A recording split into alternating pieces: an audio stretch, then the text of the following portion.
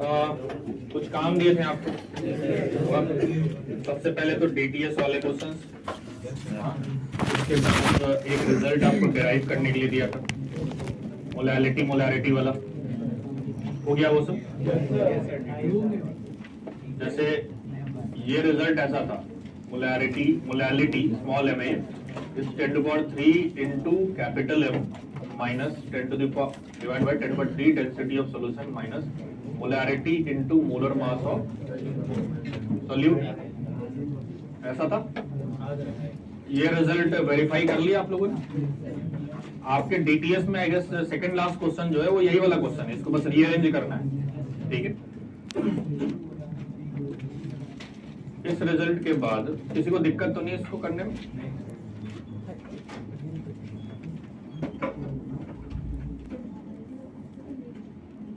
DTS 1 में doubts discuss कर लेते हैं। इसमें सबसे पहले तो एक क्वेश्चन है, क्वेश्चन नंबर 6।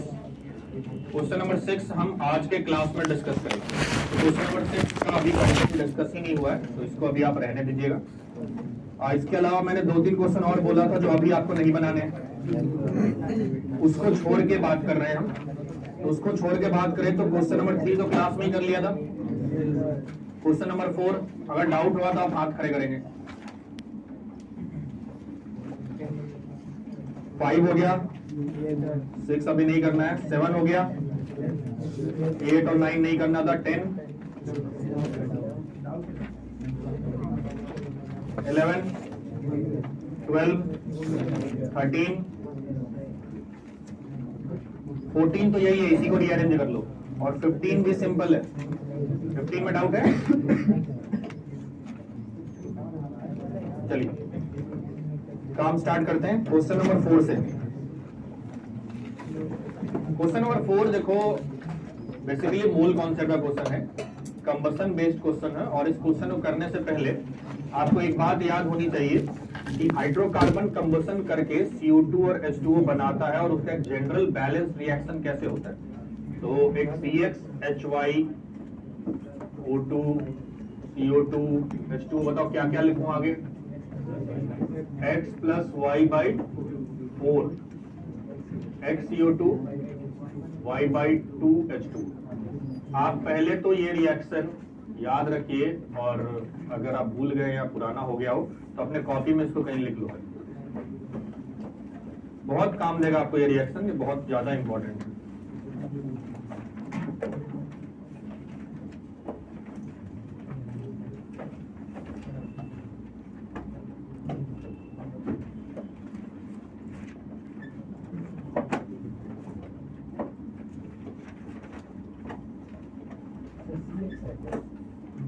CXHY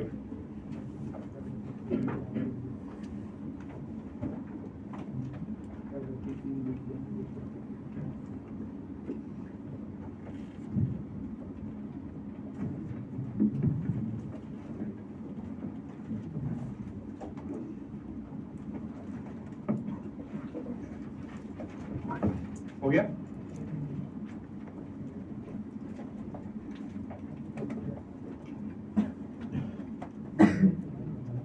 अब देखो इस क्वेश्चन में बेसिकली बोला यह गया है कि दो गैस हैं, इथीन और इथेन दोनों ही गैस होते हैं। इन दोनों गैस के मिक्सचर के बारे में कुछ इंफॉर्मेशन दिया गया है कि एक कंटेनर के अंदर मान लो C2H6 से तुम्हारा इथेन और C2H4 है इथीन, इनको मिलाया गया and volume is 41 litre, pressure is 1 atm और टेम्परेचर इज 500 केल्विन। तो आप सबसे पहले तो क्या करो, इसका मोल निकाल लो, PV = nRT। इस पूरे मिक्सर का एक मोल निकल के आ जाएगा। जब सॉल्व किया होगा तो ये वैल्यू 1 आ रही होगी, ठीक है। ये मोल जब 1 आया तो आप क्या करो, इसका अगर मैं x मानता हूं तो इसका 1 - x हो जाएगा, ठीक है भाई। अब क्या है, कंबसन कराना है, उसमें कितना ऑक्सीजन यूज हुआ ये दे दिया है आपको, ठीक है। अब हम x के टर्म में निकालें कितना ऑक्सीजन यूज हुआ, क्योंकि फाइनली मुझे x निकाल लेना है। x निकल जाएगा, मोल फ्रैक्शन निकाल लूंगा। समझ पा रहे हैं आप, ठीक है। अब इंडिविजुअल दोनों के लिए अलग अलग रिएक्शन लिखना ज्यादा समझदारी वाली बात होगी, क्योंकि हम आसानी से बैलेंस भी कर पाएंगे। O2 बताओ यहाँ क्या लिखूं, 7/2, इधर 2CO2 और इधर DH2 हो गया ये बैलेंस। C2H4 वाला बैलेंस करते हैं।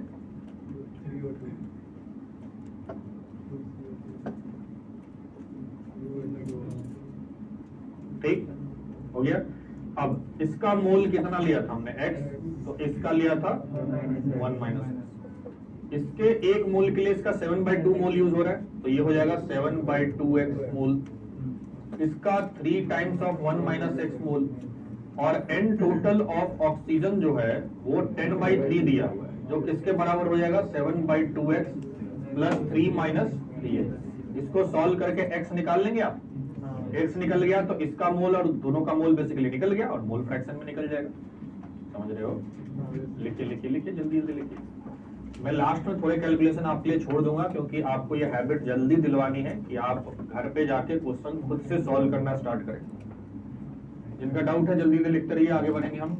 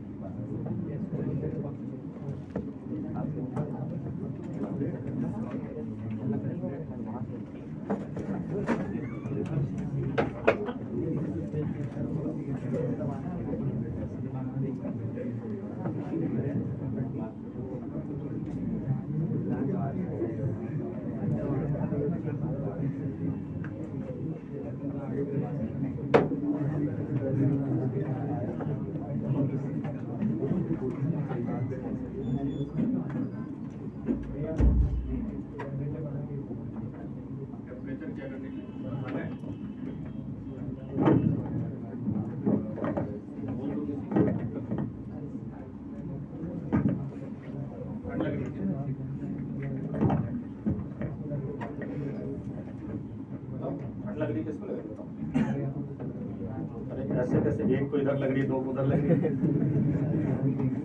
नहीं, मैं कुछ जगह चेंज कर सकता हूँ तुम्हारा। तुम इधर बैठ जाओगे, इधर थोड़ा बेटर फील होगा। आ जाओ, तुम आ जाओ भाई, आओ जल्दी जाओ, तुम वहाँ चले जाओ। तुम लोग थोड़ा इंटरेस्टिंग जगह बैठे हो यार, तुमको किधर शिफ्ट करें समझ नहीं आ रहा। चलेगा?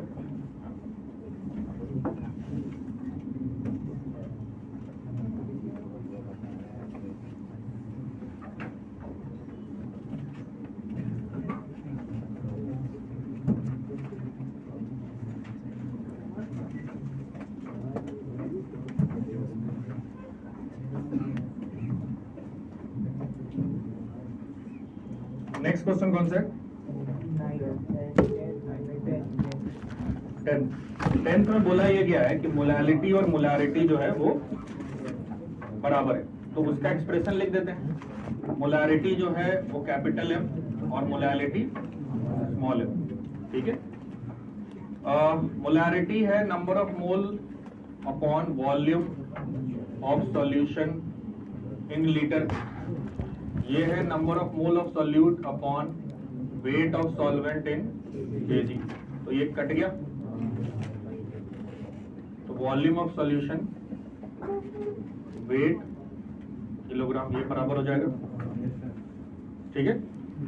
और अब इस पर्टिकुलर सिचुएशन में ये वेट और वॉल्यूम जैसे ही बराबर होता है, हमें ये वाला फैक्टर तो चाहिए, क्योंकि ये किसका वेट है? सॉल्वेंट है ना। ये देखो रेशियो में ये चीज दिख रहा है, दूसरे जगह पे वॉल्यूम ऑफ सॉल्यूशन दिख रहा है, डेंसिटी दिया हुआ है क्वेश्चन में, तो इधर मैं ऐसे लिख सकता हूँ weight of solution upon density. Density था 2 ग्राम पर ml, ठीक है। अब यूनिट लीटर में कन्वर्ट करना पड़ेगा तुम, ठीक है। और इस वेट ऑफ सॉल्यूशन को तुम लिख दो weight of solute plus weight of solvent, ठीक है। देख लो चलेगा। और फिर रीअरेंज करके रेशियो निकाल लो, कोई दिक्कत, सिंपल सा है। नेक्स्ट 13 और 15। देखो 13 में क्या करो आप, molarity of K plus in aqueous solution this ऐसे लिखा हुआ है, K2SO4 अगर आयोनाइज करेगा तो ये 2K प्लस और SO4 2 माइनस, ऐसा ही है। तो इसकी जो भी मोलैरिटी होगी, मान लो ये x मोलर है, तो इसकी 2x मोलर हो जाएगी। तो बस मुझे K2SO4 की मोलैरिटी पता चल जाए, मैं डबल कर दूंगा उसको, चलेगा। K2SO4 की जो मोलैरिटी है ये निकालने के लिए मुझे number of mole of solute ऊपर, वॉल्यूम ऑफ सॉल्यूशन नीचे, ऐसे ही करके निकालते हैं। लेकिन अब देखो चीजें दी हुई उस टर्म में नहीं है, पीपीएम में दिया हुआ है। तो पीपीएम का मतलब ये मान लो मैं कि 17.4 ग्राम K2SO4 in 10 to the power 6 gram solution, यही मतलब हुआ। अच्छा ये 10/6 ग्राम सॉल्यूशन है, ये इसके रिस्पेक्ट में बहुत छोटा है, मैं इसको लगभग 10/6 ग्राम सॉल्वेंट कह सकता हूँ। सॉल्वेंट पानी, पानी की डेंसिटी 1 ग्राम पर ml, तो इसको 10/6 ml कह सकता हूँ। तो वॉल्यूम लगभग 10/3 लीटर हो गया क्या? मोल निकल जाएगा यहाँ से, मोलैरिटी निकल जाएगी, फुट करीब आ जाएगा, समझ रहे हो। तो आपने को पहले मोलैरिटी निकालने के लिए क्या करना है, 17.4 डिवाइडेड बाय मोलर मास और वॉल्यूम की जगह 10/3, और ये आंसर आने के बाद इधर 2x कर देना, खत्म।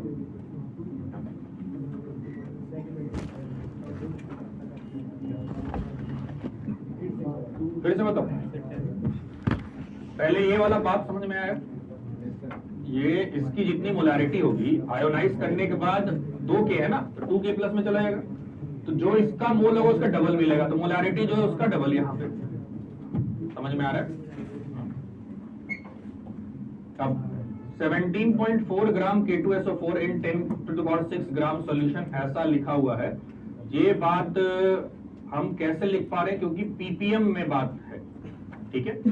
अब ये बात पहले बताई भी थी आपको कि जब सॉल्यूशन बहुत ही बड़ा हो, मतलब सॉल्यूशन है, सॉल्वेंट बहुत ज्यादा और सॉल्यूट कम हो, तो आप ऑलमोस्ट इग्नोर कर सकते हैं उस चीज को। तो मैंने वही बात इग्नोर कर दी। और सॉल्वेंट पानी है, पानी की डेंसिटी 1 ग्राम पर ml होती है ना, तो वॉल्यूम 10/6 ml डेंसिटी के रेस्पेक्ट देखिए।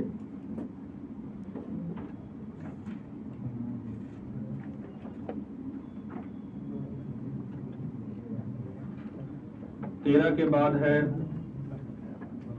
15।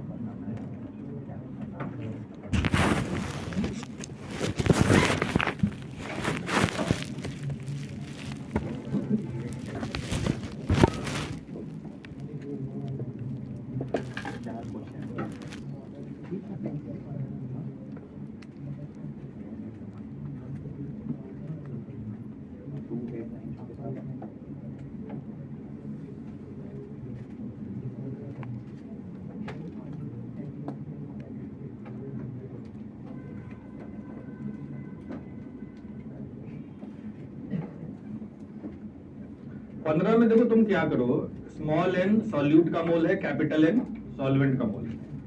अब आपको LHS RHS बराबर कर देना। देखो राइट साइड में आप जो स्मॉल m रखा हुआ है ना, मोलैलिटी, मोलैलिटी क्या होगा, number of mole of solute upon weight of solvent. तो आप बस इस मोलैलिटी की वैल्यू को वहां डालो और रीअरेंज करके देखो किसके लिए। Number of mole of solute तो n लिया हुआ है और वेट ऑफ सॉल्वेंट मान लेते हैं W है।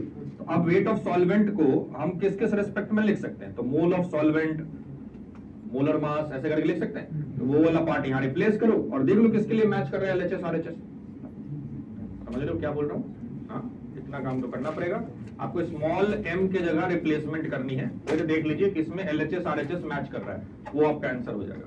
स्मॉल m की जगह आपको रखना है number of mole of solute जो स्मॉल n है, weight of solvent, weight of solvent के लिए आप डेंसिटी और नहीं यहाँ पे जो दिया हुआ है मोलर मास और मोल, इन दोनों के मल्टीप्लाई से आप लिख सकते हैं। ठीक है, तो ये हो जाएगा मोलर मास है यहाँ पे m0, मोल है n, इसको इससे रिप्लेस करना बस। हो गया?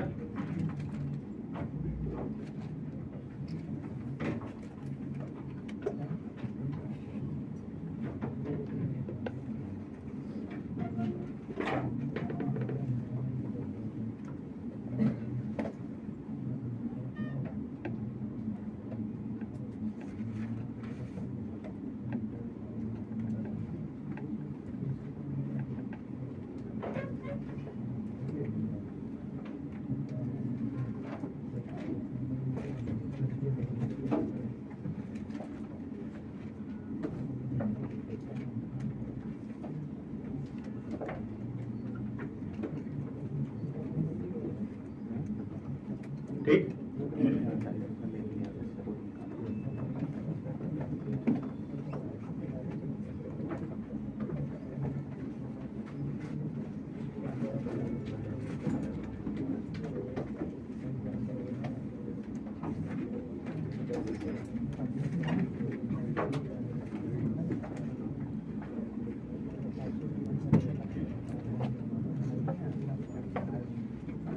चलिए कहां तक बात हुई थी? सॉल्युबिलिटी कर रहे थे और solubility of solid in liquid वाला केस स्टार्ट कर दिया था क्या? लिखो solubility of solid in liquid.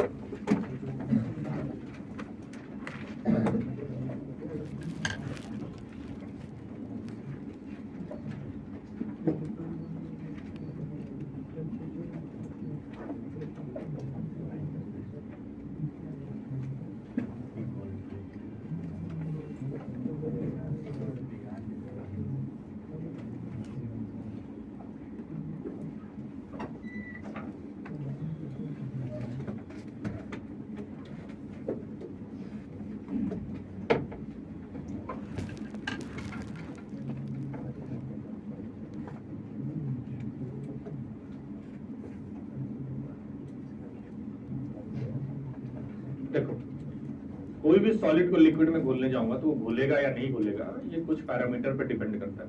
जैसे सबसे पहले जैसे मान लो अगर मैं नमक को पानी में घोलने जाऊं तो घुल जाएगा, लेकिन अगर मैं पत्थर को पानी में घोलूंगा तो नहीं घुलेगा। वो इसीलिए क्योंकि नमक का नेचर पोलर है, पानी का भी नेचर पोलर है। तो ये बात जो आपने पहले पढ़ी है लाइक डिजॉल्व लाइक वाली कहानी, वो मोर और लेस हर जगह वैलिड होती है। तो पहला पॉइंट तो ये लिखेंगे, देखिए like dissolve like, like dissolves like,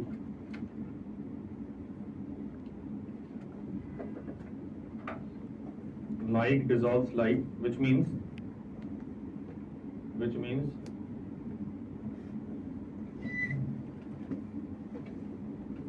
polar solute dissolve in polar solvent,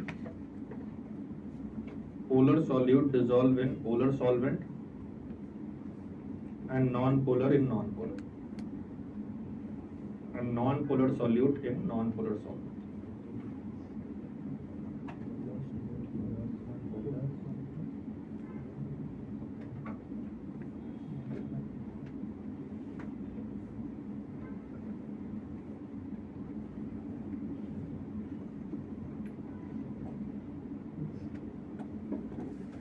ठीक है, ये बात तो हो गई। यही कारण है कि जैसे मान लो नमक पानी में घोलोगे घुल जाएगा, लेकिन बेंजीन में घोलोगे नहीं घुलेगा। अगर आप नैप्थलीन को बेंजीन में घोलोगे घुल जाएगा, लेकिन पानी में नहीं घुलता। तो छोटे मोटे एग्जांपल्स। अब मान लेते हैं घुलने वाले प्रोसेस को थोड़ा ढंग से समझते हैं कि कोई चीज अगर घुलती है तो घुलने का सेंस एक्चुअली है क्या। तो मान लो मैं घोलने गया किसी सॉलिड को लिक्विड में, तो सबसे पहले वो घुलना स्टार्ट होगा, ये इस बात पे डिपेंड करता है कि नेचर मैच कर रहा है। अब मान लो नेचर मैच कर रहा है तो घुलने वाला प्रोसेस स्टार्ट हुआ। तो घुलने वाला प्रोसेस स्टार्ट होने का सेंस समझाने के लिए आप ऐसे समझो कि मान लो ये क्लासरूम जो है एक सॉल्वेंट है, ठीक है, अब तुम लोग हो सॉल्यूट, ठीक। अब पहले तो मैं डिसाइड करता हूं कि यहाँ पे लेट से 40 सीट है, तो 40 में ऐसे सॉल्यूट को फिल्टर करूंगा जो इस क्लास के नेचर के अकॉर्डिंग फिट बैठते हैं। तो पहले डिसाइड हो गया कि हाँ भाई ये लोग हैं जिनका मैच कर रहा है नेचर, तो वो अब क्लास में एंटर करेंगे, मतलब वो सॉल्युबल होने के लिए रेडी हैं। अब मिलाओगे तो मिलेंगे। तो अब मान लो सॉल्युबिलिटी के लिए क्या हो रहा है कि अब एक एक करके सॉल्यूट, मतलब तुम सब सॉल्यूट हो, एक एक करके एंटर कर रहे हो, एक एक करके एंटर कर रहे हो। तो अब सॉल्यूट अंदर जाके अगर नेचर सेम है तो इंटरेक्ट तो करेगा, बट इंटरेक्ट करने के बाद उधर कहीं पर रहेगा भी तो अटक के, है ना, कहीं ना कहीं स्पेसेस, इंटरमॉलिक्यूलर स्पेसेस में फिट बैठ के रहेगा, तभी तो बोलेंगे कि खुला हुआ है, ठीक है। तो अब मान लो सॉल्यूट एंटर करता है और अभी जितने भी सीट्स हैं वो मान लो इंटरमॉलिक्यूलर स्पेसेस जहां जहां उनको बैठ सकते हैं बेसिकली। वो पहला सॉल्यूट आया उसके लिए पूरा जगह खाली था, कहीं भी बैठ गए। दूसरा सॉल्यूट आ रहा है, अभी भी जगह खाली है, तीसरा चौथा ऐसे चल रहा है। मान लो आधा सीट भर गया, अब जो नया सॉल्यूट आ रहा है उसको खोजना पड़ेगा ना कौन सा जगह खाली है। अगर मान लो बिना खोजे रैंडमली वो इधर आ गए, लात मार के भगा देगा उसको, भाग यहाँ से, मैं बैठा हूँ यहाँ पे। तो अब तुम लोग का तो आंख है, अब सॉल्यूट थोड़ी देख देख के जाता है। सॉल्यूट को तुम मिक्स करोगे तो चांसेस है ना कि ये वही जगह पे चला जाए जिस जगह पे कोई और सॉल्यूट ऑलरेडी ऑक्यूपाई करके बैठ गया। ऐसा हो सकता है, शुरू में नहीं होगा या लगभग बहुत कम होगा, बट समय के साथ ये चीज होना स्टार्ट हो जाएगा। ऐसा चलेगा, ठीक है। अब इसी सिचुएशन को एक इक्विलिब्रियम वाले फेज से लिखते हैं। जैसे देखो, सॉल्यूट जो सिमिलर नेचर है सॉल्वेंट का, उसको मैंने मिलाया किसमें, सॉल्वेंट में, क्या बन गया ये सॉल्यूशन, ठीक है। अब सॉल्यूट अगर सॉल्वेंट में घुलता है, उसको जगह मिल जाती है, ऑक्यूपाई करके बैठ जाता है, तो सॉल्यूशन बनेगा। इस घुलने वाले प्रोसेस का नाम है डिसोल्यूशन। मैंने वो बोला था एनसीईआरटी थोड़ा पढ़िएगा, ये सारे टर्म मिलेंगे अगर आप पढ़ेंगे।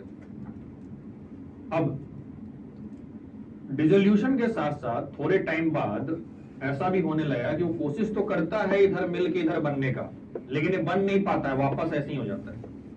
Reverse of the process of dissolution, समझ रहे हो क्यों होता है वो समझ में आ रहा है ना, कोलाइड किया, सेपरेट हो गया, इसे कहते हैं हम क्रिस्टलाइजेशन। तो बताओ जरा, इनिशियली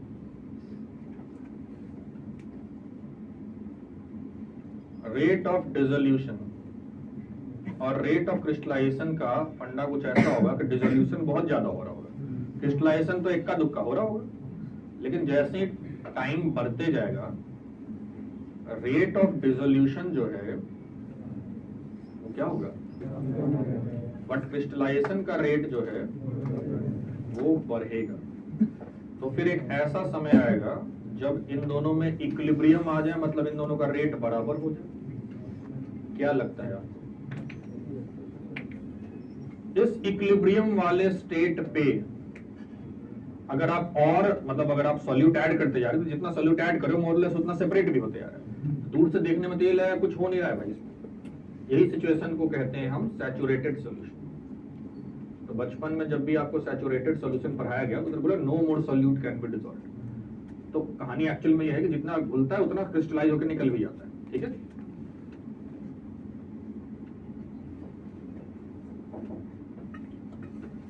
पहले एक स्टेटमेंट लिखिए, when similar nature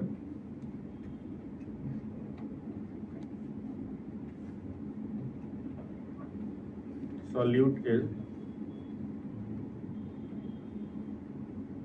when similar nature solute is dissolved in, dissolved भी मत लिखो, similar nature solute is mixed in solvent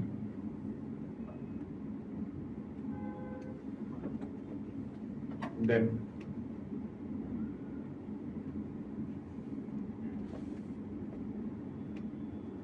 some part of it dissolves,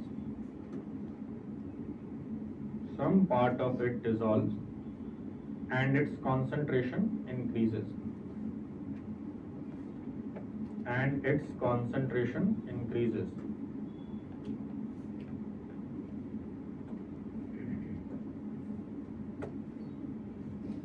As time proceeds,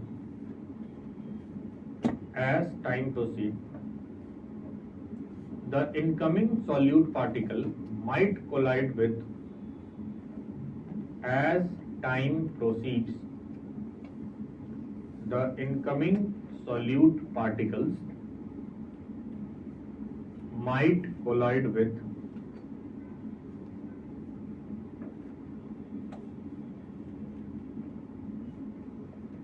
already available solute particles,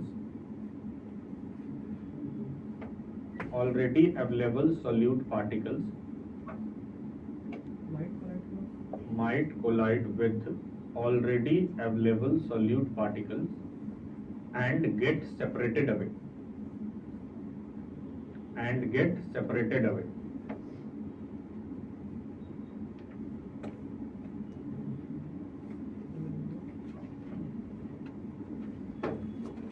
This process is called crystallization.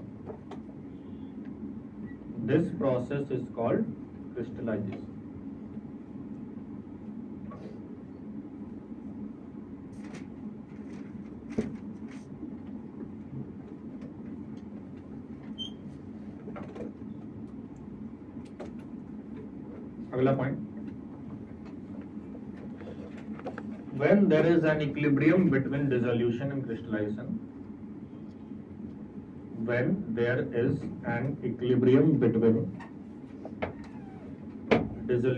crystallization,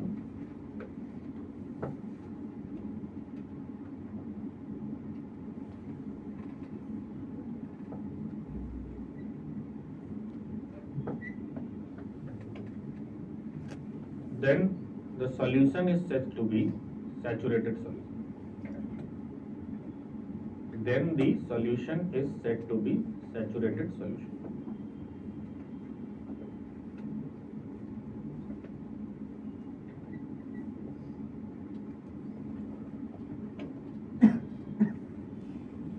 ये लिख लीजिए, जो बोल के लिखा है।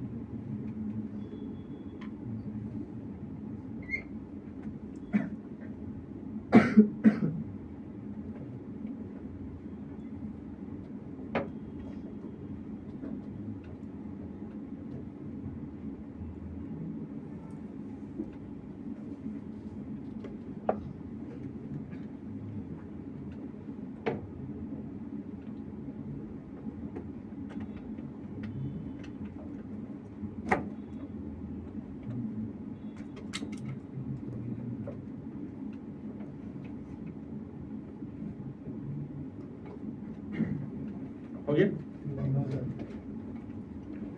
अब हमें क्या समझ में आ रहा है कि ये जो प्रोसेस है इसमें इक्विलिब्रियम आता है, बेसिकली रिवर्सिबल रिएक्शन टाइप का कोई प्रोसेस है। तो ली चैटेलियर प्रिंसिपल इन्हीं तरह के सिचुएशंस के लिए दिए जाते थे, तो वो सब एप्लीकेबल होंगे यहाँ पे। स्पेसिफिकली टेम्परेचर और प्रेशर का इफेक्ट इक्विलिब्रियम पे चेक किया था आपने सर, है है ना। तो जरा उस सेंस में अगर बात करूं मैं, देखिए अगर मैं इफेक्ट ऑफ टेम्परेचर के बारे में बात करता हूं ओवर सॉल्युबिलिटी,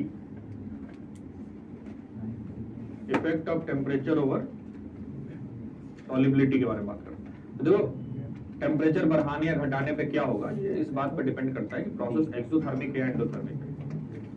हम थोड़ा अगर उधर का रिकॉल कर पा रहे हैं, नहीं भी रिकॉल कर पा रहे हैं तो मैं लॉजिकली थोड़ा समझाता हूँ कि अगर मान लो कोई प्रोसेस एक्सोथर्मिक है तो उधर हीट ऑलरेडी निकल रहा है, अगर आप उसको मतलब मान लो इधर सॉल्यूट में सॉल्वेंट डालो और घुलने वाला प्रोसेस एक्सोथर्मिक है, उधर और हीट करोगे ना तो वो ज्यादा घुलेगा नहीं, उल्टा इफेक्ट आने लगेगा। बट अगर कोई रिएक्शन एंडोथर्मिक है, एंडोथर्मिक का मतलब ही है कि हीट करो तब वो आगे बढ़ेगा, समझ में आ रहा है क्या? तो एंडोथर्मिक में टेम्परेचर बढ़ाने पे तो रिएक्शन फॉरवर्ड शिफ्ट होगा, सॉल्युबिलिटी बढ़ेगी। एक्सोथर्मिक में टेम्परेचर बढ़ाने पे उल्टा कहानी हो जाएगा, चलेगा?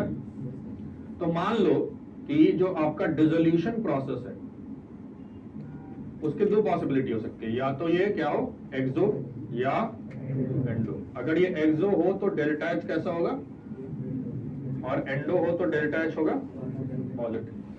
अगर ये एक्सो है तो मैं कह दूं टेम्परेचर बढ़ाना अच्छा नहीं है भाई इस सिचुएशन में, तो temperature is inversely proportional to solubility. और अगर एंडो है तो चुपचाप डायरेक्टली प्रोपोर्शनल टू सॉल्युबिलिटी, कह सकता हूं ऐसा, एक साथ लिख लेना। अभी ये तो इफेक्ट ऑफ टेम्परेचर हुआ। अगर मान लो मैं इफेक्ट ऑफ प्रेशर के बारे में बात करता हूं, तो देखो प्रेशर का इफेक्ट इक्विलिब्रियम याद करिए, उधर आप ऐसा करते थे कुछ डेल्टा एनजी की वैल्यू कितनी है, कैसी है, पॉजिटिव है, नेगेटिव है, ज्यादा मोल्स गैसेस इधर है या उधर है, उसके बेस पे डिसाइड करते थे। बट अगर गैसेस मोल्स हैं ही नहीं, मान लो डेल्टा एनजी 0 हो गया, तब तो कोई इफेक्ट नहीं है। प्रेशर के रिस्पेक्ट में बात हो रही है। अब देखो क्या है, यहाँ पे तो हम सॉलिड को लिक्विड में बोल रहे हैं। सॉलिड के ऊपर हमारा मतलब ऐसा भी कह लो कि सॉलिड लगभग इनकॉम्प्रेसिबल सिस्टम है। सॉलिड को एक नॉर्मल प्रेशर पे कंप्रेस नहीं किया जा सकता, बहुत ही हाई प्रेशर लगाना पड़ेगा। जैसे मैं तुम्हें कहूं कि ऐसा अपनी उंगली से इसको पिचका दो, शायद तुम्हारी उंगली पिचक जाएगी, ये थोड़ा मुश्किल से पिचकेगा। अब बहुत ही हाई हाइड्रोलिक सिस्टम लगा के करो तब तो बन जाएगा। अब इधर ऐसा भी इतना हाई प्रेशर नहीं, आप देखेंगे कि हैंडल एप्लीकेबल उस पे है जब बहुत ही हाई प्रेशर वगैरह नहीं होता। तो बहुत ही हाई प्रेशर या बहुत ही हाई वाला एक्सट्रीम सिस्टम नहीं है, तो नॉर्मल रेंज में तो प्रेशर का कोई सिग्निफिकेंट इफेक्ट नहीं देखने को मिलता है, क्योंकि सॉलिड ऑलमोस्ट इनकॉम्प्रेसिबल है। इसलिए सॉलिड को जब लिक्विड में घोलेंगे तो प्रेशर बढ़ाने से कुछ खास इफेक्ट नहीं आता। बात समझ में आ रही है? और ऐसा क्यों है? क्योंकि सॉलिड लगभग इनकॉम्प्रेसिबल है। तो यहाँ पे मैं ऐसा बात लिख सकता हूं कि since solid is almost incompressible, hence there is no significant effect of pressure over solubility.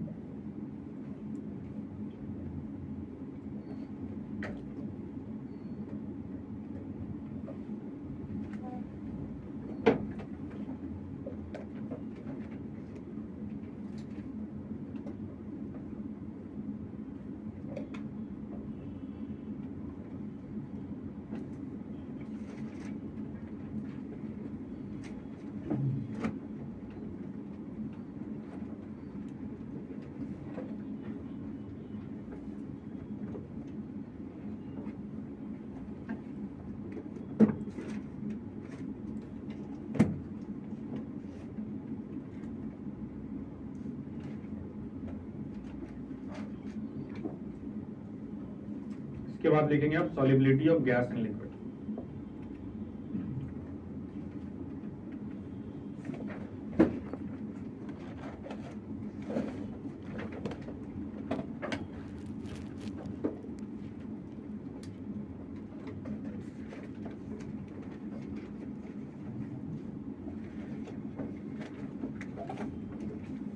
देखो अगर मेरे को सॉलिड को लिक्विड में घोलना है, जैसे मान लो नमक को मान लो पानी में घोलना है, एक चम्मच नमक लिया, पानी में जाके डाल दिया, चला गया अंदर, थोड़ा मोड़ा हिला दिया उसको, चम्मच से मिक्स हो गया, ठीक है, घुल जाता आसानी से।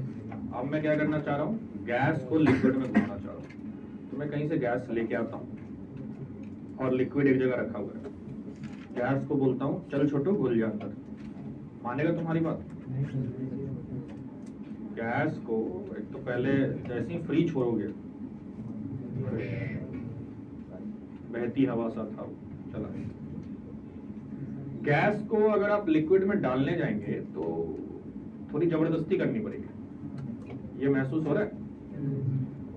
जबरदस्ती करनी पड़ेगी का मतलब है कि प्रेशर का एक सिग्निफिकेंट रोल लग रहा है यहाँ पे।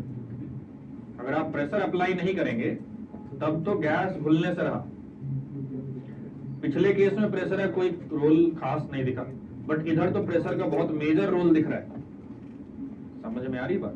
बहुत ही प्रैक्टिकल एग्जांपल्स हैं आपके सामने, जैसे जो भी कोल्ड ड्रिंक वाला सारा केस है वो सब तो यही होता है ना। कोल्ड ड्रिंक जो है वो बॉटलिंग प्लांट में हाई प्रेशर पे सील किया जाता है, और यही कारण है कि जब आप कभी वैसे उसको थोड़ा सा हिला डुला के खोलते हैं तो निकल जाता है ना कभी प्रेशर के साथ एकदम। और कई बार मतलब ऐसा सोचो कि कोल्ड ड्रिंक आपने कोई नया बोतल लेके आए और आधा बोतल पी गए और फिर रख दिया, फिर 2 दिन बाद पीते हो तो लगता है ये क्या चीज है भाई, अजीब सा टेस्ट नहीं लगता उसका, मजा ही नहीं आता है ना। तो असली मजा CO2 में है तुम्हारे लिए, सोच के देखो। कोल्ड ड्रिंक के अंदर जो ट्रैप्ड कार्बन डाइऑक्साइड है वो रिलीज हो जाएगा जैसे ही तुम उसको खोलोगे, तो प्रेशर रिलीज किया, सारा CO2, सारा तो नहीं मतलब ज्यादातर CO2 चला गया, तो वो जो फिजीनेस है वो खत्म। अब वो बचता है शुगर और लिक्विड, और कुछ नहीं बचता है वो, ठीक है। तो तुम्हें कार्बन डाइऑक्साइड पसंद है, तुम्हें पता नहीं है बात, तो CO2 तुम्हें बहुत पसंद है, तुम CO2 अच्छा लगता है तुमको, ऑक्सीजन भी अच्छा लगता है। कोल्ड ड्रिंक वैसे बहुत ही हाई शुगर कंटेंट होता है, अवॉइड करिए, बड़ा घटिया चीज है वो। और किसी दिन समझाऊंगा ये 0 कैलोरी कोल्ड ड्रिंक का असली कहानी क्या है, आर्टिफिशियल स्वीटनर की सच्चाई क्या है, आजकल ब्लैक वाटर बहुत फेमस हो रहा है, उसकी सच्चाई क्या है। ठीक, अभी नहीं, अभी काम करें। हाँ भाई, तो आ जाओ वापस। तुम लोग मतलब भावनाओं में बहते रहते हो। न्यूटन फर्स्ट लॉ, इनर्शिया जीवन का पहला प्रेम, जो चल रहा है चलने दो, बिना छेड़े तो रुकोगे नहीं, ठीक है। तो अब एक बात समझ में आ रही है कि गैस को लिक्विड में घोलना है तो प्रेशर एक बहुत ही इंपॉर्टेंट पैरामीटर बन गया, ठीक है। इस प्रेशर के वेरिएशन को ही हेनरी लॉ समझाता है कि प्रेशर से कैसे सॉलिबिलिटी इफेक्ट में आती है। तो पहला स्टेटमेंट तो हम ऐसे लिख लेते हैं, लिखिए। अच्छा, ये बात हमेशा ही वैलिड रहेगी कि सिमिलर नेचर में बोलता है, चाहे गैस मिला रहे हो, सॉलिड मिला रहे हो, लिक्विड मिला रहे हो, खुद को मिला रहे हो, अगर नेचर सिमिलर होगा तभी काम होगा। ये पहला पॉइंट लिख लीजिए, हमेशा ही वैलिड है ये, कि like gas dissolve in like nature of solvent, like gas dissolve in like nature of solvent.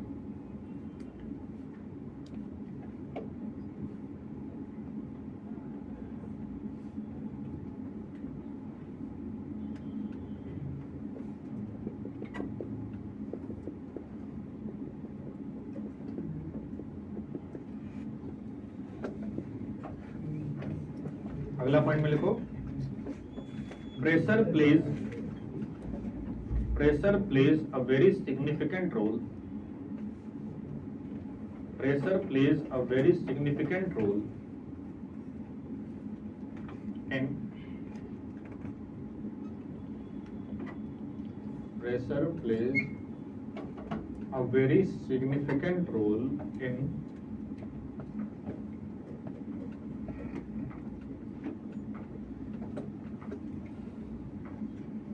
deciding the solubility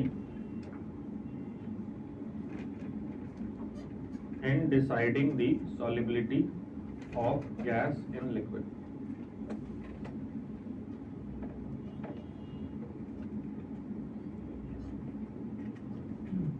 Which is explained by Henry's law. Which is explained by Henry's law. तो अब हम title डाल लेंगे Henry's law.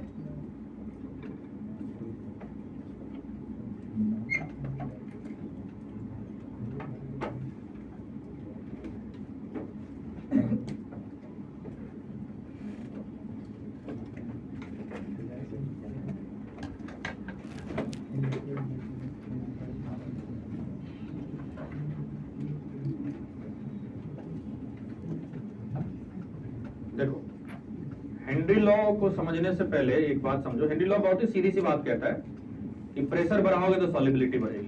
तुमको लगा ये तो हम भी बोल देते हैं, क्या नहीं है इसमें, बट थोड़ा समझते हैं कि और क्या क्या बात है इसके अंदर। तो पहले एक बात ये इंपॉर्टेंट है कि सॉल्युबिलिटी को मेजर करेंगे कैसे। तो यहाँ पे सॉल्युबिलिटी का जो मेजरमेंट पैरामीटर है ना, वो है मोल फ्रैक्शन। क्या मतलब हुआ? मोल फ्रैक्शन, जैसे मान लो अगर कोई गैस लिक्विड में घुलता है, ठीक है, तो लिक्विड के अंदर उसका अमाउंट बढ़ते जाएगा, और अगर मैं मोल फ्रैक्शन चेक करूंगा तो उसका मोल फ्रैक्शन इंक्रीज होने लगेगा। मोल बढ़ेगा तो मोल फ्रैक्शन बढ़ेगा, सीधी सी बात है। समझ में आ रही बात? तो कहानी बिल्कुल इसी रेस्पेक्ट में है कि पहले तो हम ये पॉइंट लिखते हैं, लिखिए, मोल fraction of gas and liquid, mole fraction of gas in liquid is the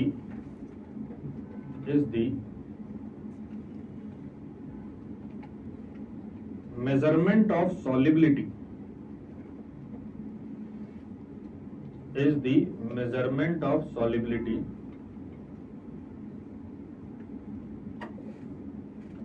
of gas. अगला point,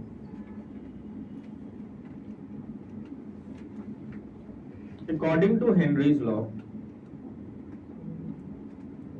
according to Henry's law,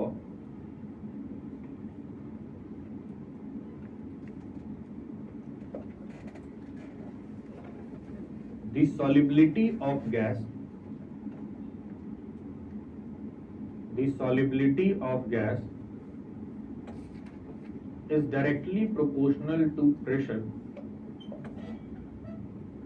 The solubility of gas is directly proportional to pressure at which it is dissolved. At which it is dissolved.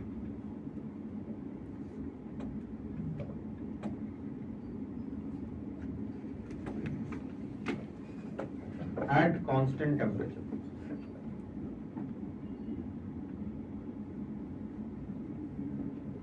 At constant temperature.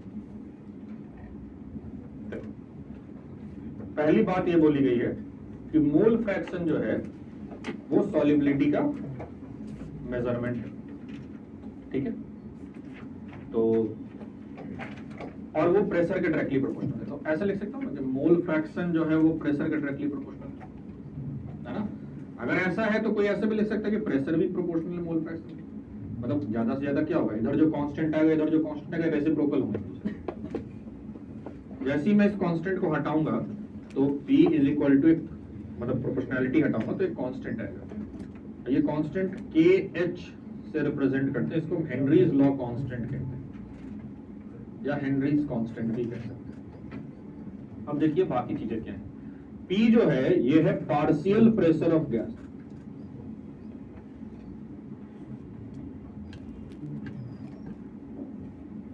Partial pressure का मतलब समझते हैं ना क्या? Mixture में individual component का अगर मान लो एक गैस का लिखना चाहता हूं तो उस मिक्सचर में उस गैस का प्रेशर कितना है वो उसका पार्शियल प्रेशर हो जाएगा। ऐसा ही है, ठीक है। तो पार्शियल प्रेशर ऑफ गैस यहाँ पे हुआ, जिस कंपोनेंट की लिखना चाहेंगे उसकी सॉलिबिलिटी चेक करेंगे तो उसका प्रेशर यहाँ पे लिखेंगे। केएच तो कांस्टेंट हो गया, एक्स है मोल फ्रैक्शन ऑफ जिस गैस की बात कर रहे हैं उस गैस का इन लिक्विड। ठीक है, लिखो पहले।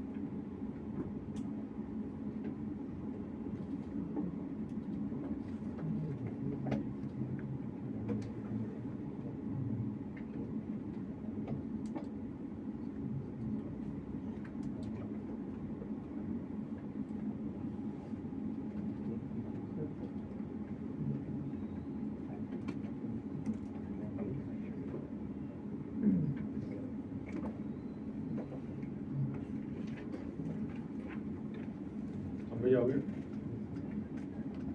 जाओ, कोशिश करिए क्लास से पहले सारे नित्य कर्म कर लें, आप क्लास के बीच में कहीं जाना ना पड़े। हो गया यहाँ तक? अब पहले थोड़ा बात कर लेते हैं केज के बारे में। तो यहाँ ऐसे लिखो, characteristics of Henry's law constant, that is Kh.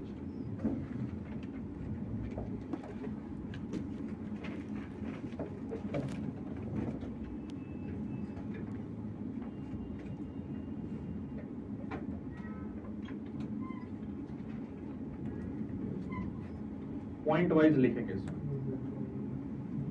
पहले ये बताओ कि अगर आपसे पूछा जाए कि KH जो है इसका यूनिट क्या होगा?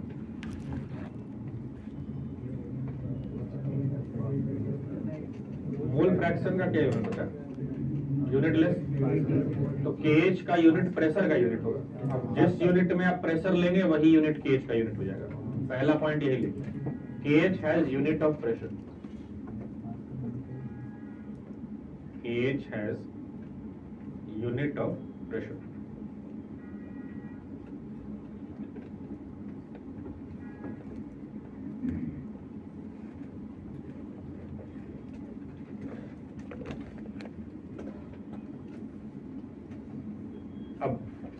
अब बात ये उठती है कि जो KH है उसकी वैल्यू डिपेंड किस पे करेगी? क्योंकि नॉर्मली क्या होता है, आपने देखा होगा कि अगर A B के प्रोपोर्शनल है और A is equal to KB करे, कुछ लिख दिया आपने, तो वो जो कांस्टेंट होता है वो A या B पे डिपेंड नहीं करता है। ऐसा अभी से नहीं, जब से भी आपने साइंस में प्रोपोर्शनैलिटी पढ़नी स्टार्ट की होगी ऐसे ही रहा होगा। तो यहाँ पे KH किस चीज पे डिपेंड करेगा? यूजुअली एक नेचर डिपेंडेंट बात होती है। तो KH के बारे में हम अगला पॉइंट में ऐसे लिखते हैं, लिखो KH depend on gas liquid pair.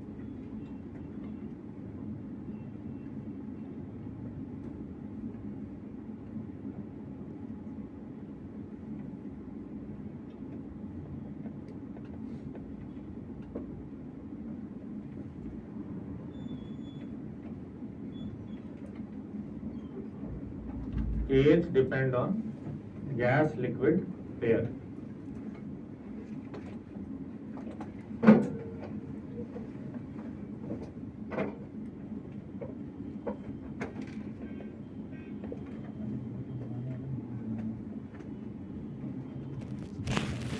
जो गैस लिक्विड पेयर का मतलब क्या है?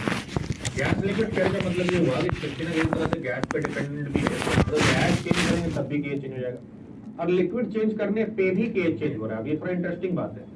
इसको धीरे धीरे करके समझते हैं। सबसे पहले एक बात फिक्स कर लो कि अगर गैस बदलोगे तो अलग गैस का अलग केज तो होता है, इसमें कोई डाउट नहीं है। पहले लिख लीजिए अगला point, different gas has different KH value.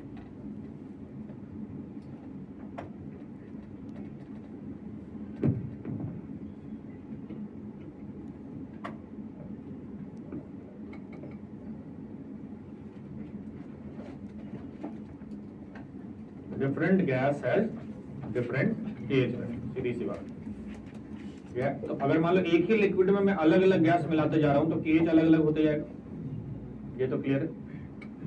अब आगे बढ़ने से पहले एक बात और समझ लीजिए, देखो केज जो है ना वो टेम्परेचर का फंक्शन भी होता है। मतलब आप ये मान लीजिए कि केज टेम्परेचर डिपेंडेंट है, ठीक है। अगर टेम्परेचर डिपेंडेंट है और एक इंफॉर्मेशन है, अगले पॉइंट में पहले लिख लो ऐसा कि केज इज फंक्शन ऑफ टेम्परेचर, मतलब टेम्परेचर पर डिपेंड करता है।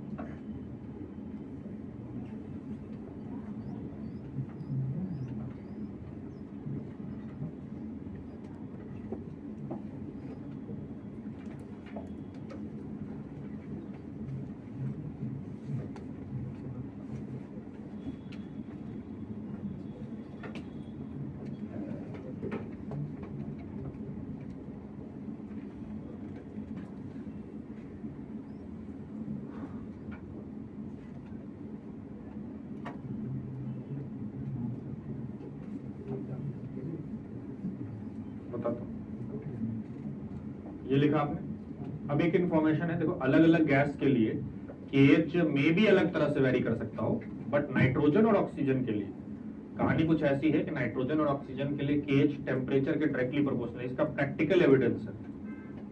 तो टेम्परेचर घटाएंगे तो केएच घटेगा, ये कह सकते हैं। अब ऐसा मैं क्यों बोल रहा हूं, मतलब स्पेशली इस पार्ट को क्यों हाईलाइट कर रहा हूं, वो इसीलिए कि जरा एक बात समझो कि अगर मान लो P is equal to KH into X ऐसा करके है और प्रेशर कैसा है, कांस्टेंट है, तो KH इंटू एक्स की वैल्यू कांस्टेंट हो जाएगी और यहां से KH is inversely proportional to x और x बेसिकली सॉल्युबिलिटी का मेजरमेंट है, तो इनवर्सली प्रोपोर्शनल टू सॉल्युबिलिटी हो जाएगा। मतलब जिसका KH कम होगा उसकी सॉल्युबिलिटी ज्यादा होगी, कह सकता हूं। तो मैं यहां पे ऐसा कह सकता हूं कि लो टेम्परेचर पे नाइट्रोजन और ऑक्सीजन की सॉल्युबिलिटी ज्यादा होती, तो at low temperature N2NO2 has better solubility, कह सकता हूं। बताइए चलेगा? ये बात इसलिए मेंशन कर रहा हूं क्योंकि एक प्रैक्टिकल एग्जांपल जो है वो शायद एनसीईआरटी में भी मेंशन है। जो एक्वेटिक एनिमल्स होते हैं जैसे मछली वछली ये सब, वो ठंडे पानी में ज्यादा कंफर्टेबल होते हैं। ऐसा इसीलिए क्योंकि वो डिसॉल्व्ड ऑक्सीजन लेते हैं, पानी के अंदर जो डिसॉल्व्ड ऑक्सीजन है, और पानी के अंदर जो डिसॉल्व्ड ऑक्सीजन है वो लोअर टेम्परेचर पे और घुल जाएगा, क्योंकि लो टेम्परेचर पे सॉल्युबिलिटी बेटर है ना, तो उनको ज्यादा अच्छा फील होगा, बेटर क्वालिटी और बेटर अमाउंट में O2 आएगा। और यही कारण होता है कि जैसे मान लो आपने मूवीज वगैरह में देखा होगा कि ऊपर बर्फ का लेयर है, फिर भी नीचे मछली मस्त एंजॉय कर रहा है, ठंडा में मजा आता है उसको भी।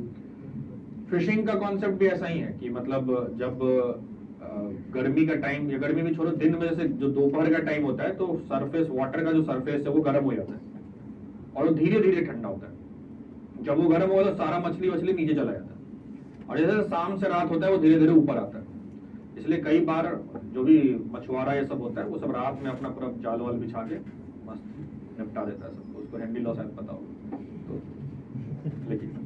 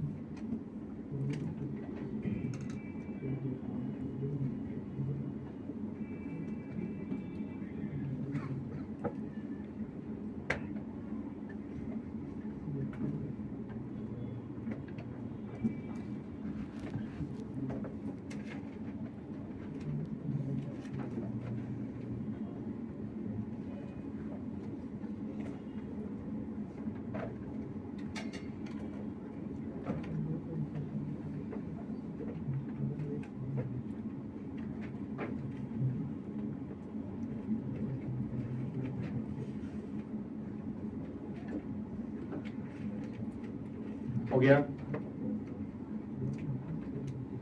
एक स्टेटमेंट नीचे ऐड कर लो, due to high solubility of oxygen,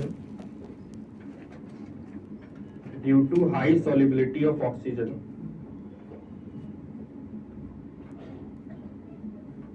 in water at low temperature,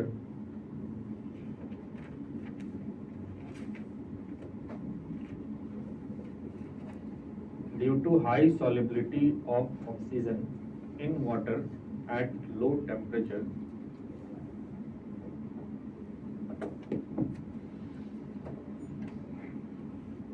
aquatic animals feel more comfortable in colder water.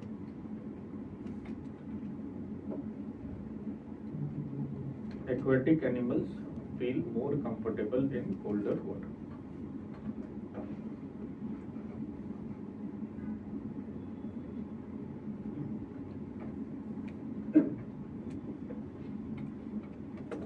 अब एक बात और, ये तो हो गया अलग गैस है तो केएच अलग होगा, टेम्परेचर पर भी डिपेंड करता है, तो लो टेम्परेचर बढ़िया है, अगर प्रेशर कांस्टेंट हुआ तो केएच की इनवर्सली प्रोपोर्शनल है सॉल्युबिलिटी।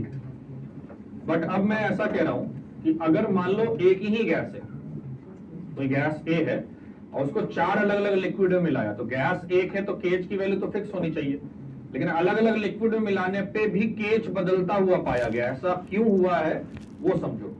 ऐसा इसलिए नहीं हुआ कि लिक्विड अलग है, लिक्विड अलग है तो हुआ ये कि वो जो गैस के घुलने का प्रोसेस है वो हो सकता है किसी में थोड़ा ज्यादा एक्सोथर्मिक हो गया, किसी में कम हो गया। कहने का मतलब इन सारे प्रोसेस के टेम्परेचर अलग अलग हो सकते हैं, और टेम्परेचर वेरी करेगा तो केएच तो बदलेगा ही। ठीक है, तो इस बात को भी लिख लीजिए अगला पॉइंट में।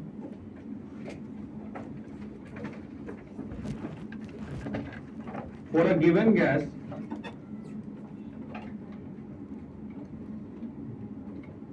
for a given gas,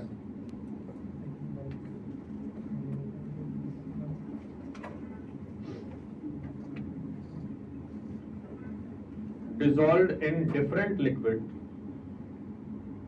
for a given gas dissolved in different liquid,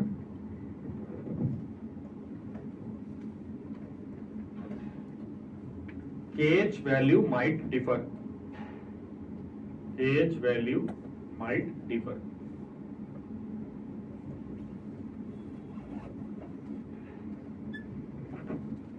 Because temperature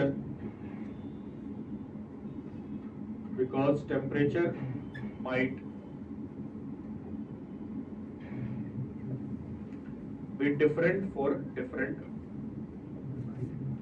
be different for different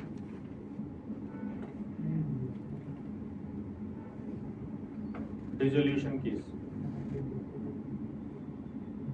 might be different for different dissolution keys.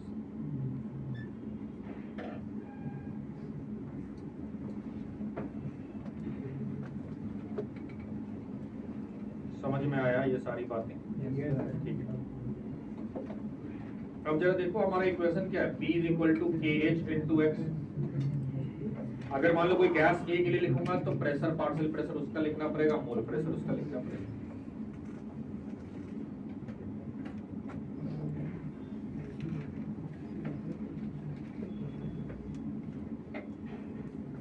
ऐसे करके मान लो ग्राफ बनाने की कोशिश करते हैं, वाई एक्सिस पे प्रेशर, एक्स एक्सिस पे अपना मोल फ्रैक्शन है, तो ये y equal to mx, straight line passing through origin.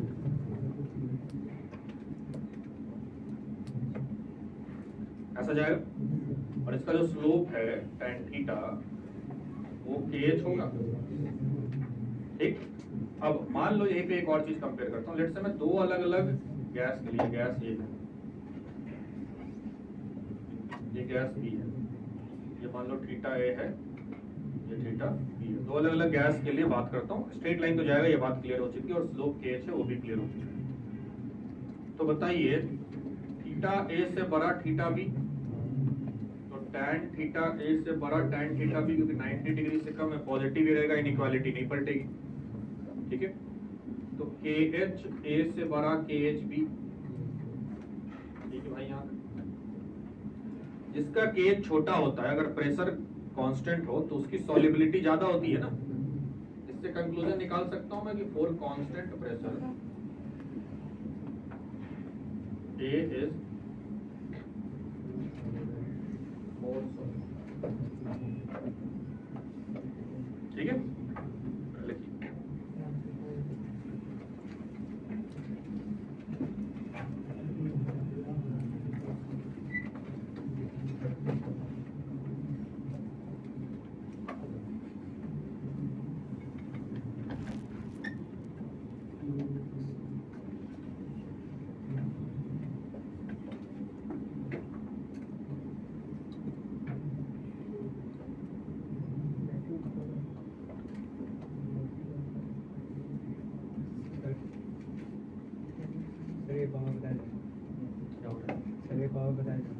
हाँ, बताता हूँ, लिख लो एक बार, बताता हूँ।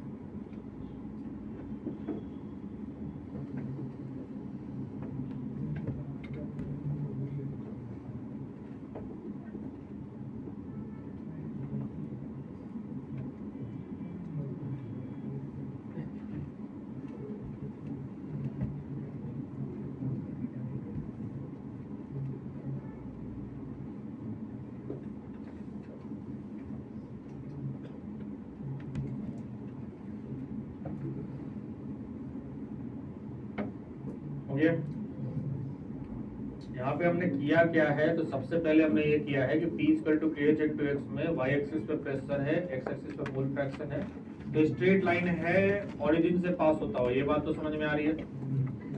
ठीक है, अब मैंने क्या किया, दो अलग अलग गैस के लिए यही ग्राफ प्लॉट किया। ठीक है, तो अगर गैस अलग है तो KH की वैल्यू अलग होगी ना, और KH अलग है तो स्लोप भी अलग होगा, तो अलग अलग स्लोप दिख रहे हैं। जिसका स्लोप कम है उसका KH कम होगा, और अगर KH कम होता है तो हमने भी थोड़ी देर पहले तो लिखा है कि प्रेशर कांस्टेंट हुआ और KH कम हो गया तो सॉल्युबिलिटी ज्यादा हो गई। बात समझ में आ रही है? तो आज क्लास के बाद जाके सब कुछ अच्छे से रिवाइज कर लेना, तो फिर सब कुछ लिंक हो जाएगा एक साथ। ठीक है, बिल्कुल सिस्टमेटिक चल रहे हैं, और ये सब पढ़ने के बाद जाके एक बार एनसीईआरटी देखना, विश्वास हो जाएगा कि कितनी सा किताब है, ज्यादा कुछ नहीं है। यहाँ तक क्लियर?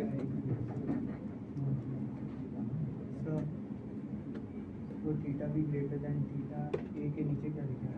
tan थीटा ए, tan लगा दिया बस। ठीक है, क्या हो गया भाई, हमका तो नहीं, अलकायदा से तो नहीं आया तुम लोग?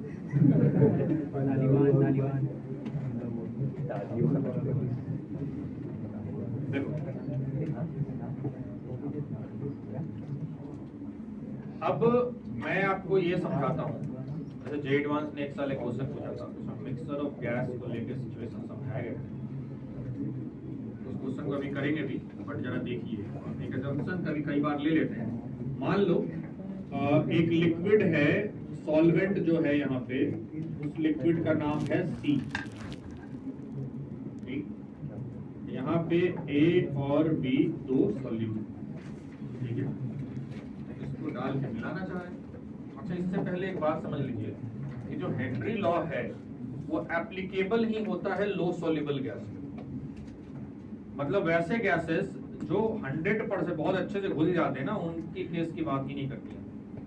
ये बात एक बार पहले लिख लेते हैं, एक स्टेटमेंट डाल के लिख लो, हेनरी लॉ, और इसी पे बेस्ड वो डीटीएस वाला क्वेश्चन भी था, क्वेश्चन नंबर 6 या कुछ ऐसा है ना, वो इसके लिए एप्लीकेबल नहीं होगा।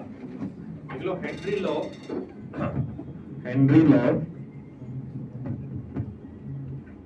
will be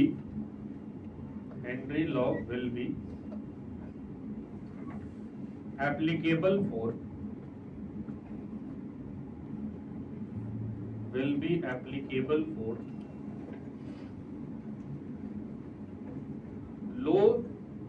soluble या less soluble लिख सकते हो, less soluble gases like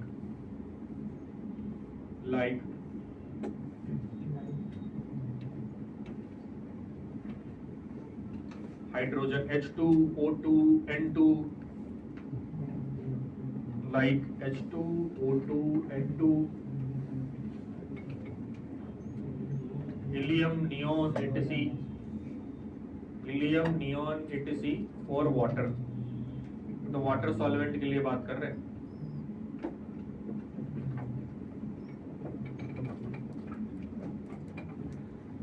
And it is not applicable for highly soluble gases, and it is not applicable for highly soluble gases। ये हटा दो तो पीछे कुछ आवाज में डिफरेंस हो रहा है, बहुत ज्यादा। अभी बेटर है। For highly soluble gases like ammonia NH3, HCl etc, ammonia HCl etc। तो आई गेस सही क्वेश्चन था और वहां पे एक अमोनिया ऑप्शन रहा है ना, तो वही हो जाएगा आपका आंसर। चलो आ जाते हैं इधर। अब देखो मैं ऐसा कह रहा हूं कि हेनरी लॉ में बात उन्हीं गैस की जाएगी जिन गैस की सॉल्युबिलिटी बहुत ज्यादा नहीं होती है। तो ए और बी को सॉल्वेंट में घोलने के लिए गए, थोड़ी देर बाद देखा कि अच्छा देखो भाई ऐसा है कि थोड़ा थोड़ा ए और थोड़ा थोड़ा बी घुला है, पूरा तो नहीं घुलेगा, पूरी सॉल्युबिलिटी वैसे। ए और बी, और यहाँ पे ए प्लस बी प्लस सी, और सी जो है ये तो सॉल्वेंट ही है। और देखो क्योंकि थोड़ा थोड़ा घुलता है तो मोल ऑफ ए और मोल ऑफ बी ये बहुत ही छोटे होंगे मोल ऑफ सी के कंपैरिजन में। बात समझ में आ रही है क्या? तो अगर मान लो मैं हेनरी लॉ लिखता हूं ए के लिए, तो पार्शियल प्रेशर ऑफ ए लिखना चाहता हूं, ये हो जाएगा मतलब P of A partial pressure of A, क्योंकि इक्वेशन में ये है KH of A into mole fraction of A. और जब मैं मोल फ्रैक्शन ऑफ ए लिखूंगा तो मैं लिखूंगा mole of A upon mole of A plus B plus C, ऐसा।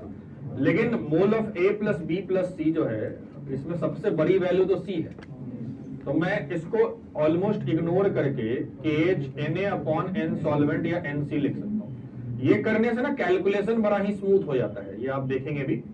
सिमिलरली अगर मेरे को PB लिखना हो, ये हो जाएगा ये KH of A, KH of B NB upon, लिखिए इसको और इस पे बेस्ड हम एक क्वेश्चन करते हैं।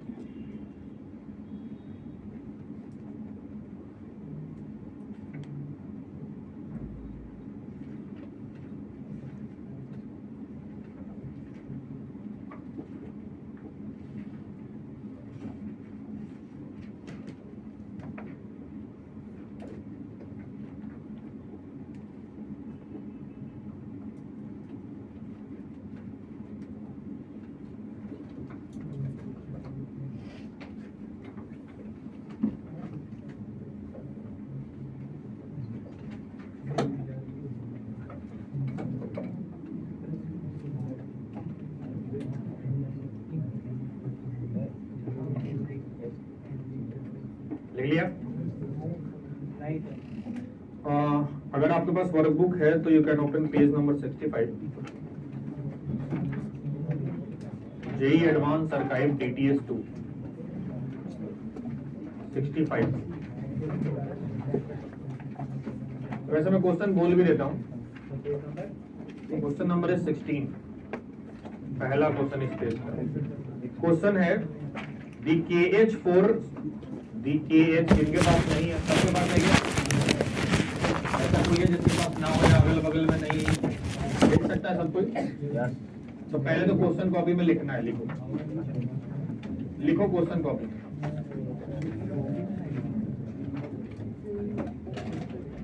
लिखो लिखो क्वेश्चन, लिखते लिखते थोड़ा पढ़ोगे भी क्वेश्चन को, समझ में भी आया क्वेश्चन क्या है। क्वेश्चन क्या था? The Henry law constant for solubility of N2 gas in water, मतलब N2 का KH की वैल्यू दे रखा है। बोल रहा है मोल फ्रैक्शन ऑफ N2 एयर में 0.8 है, तो कितना मोल N2 एयर से डिसॉल्व होगा 10 मोल पानी में 5 ATM प्रेशर पे। जेई एडवांस 2009 का क्वेश्चन है।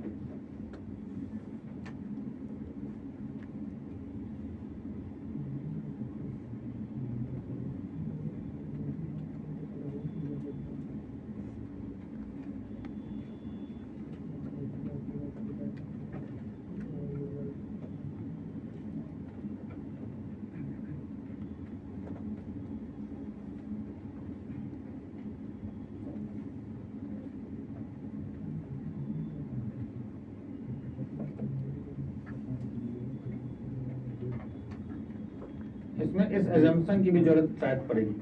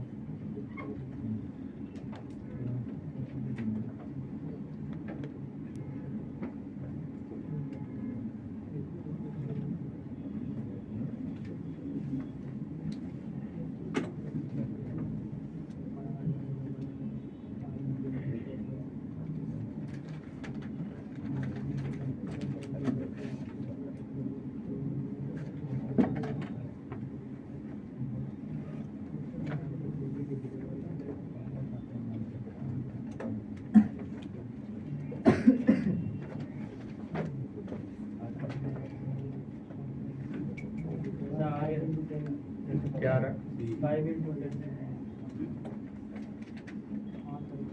देखो IT एक ऑप्शन हमेशा ये फ्रेम करता है जो तुरंत आ जाता है, क्योंकि एक गलती होने के चांसेस रहती हैं अगर आप ढंग से नहीं पढ़े, और वो गलत हो जाएगा। तो जानबूझ के 5 × 10⁻⁻4 रखा हुआ है। अगर आप सीधा सीधा मोल समझो, क्वेश्चन में दिया हुआ क्या है, मोल फ्रैक्शन एयर में दिया हुआ है। ये आपको हेनरी लॉ में वो मोल फ्रैक्शन पानी के लिए लिखना होता है।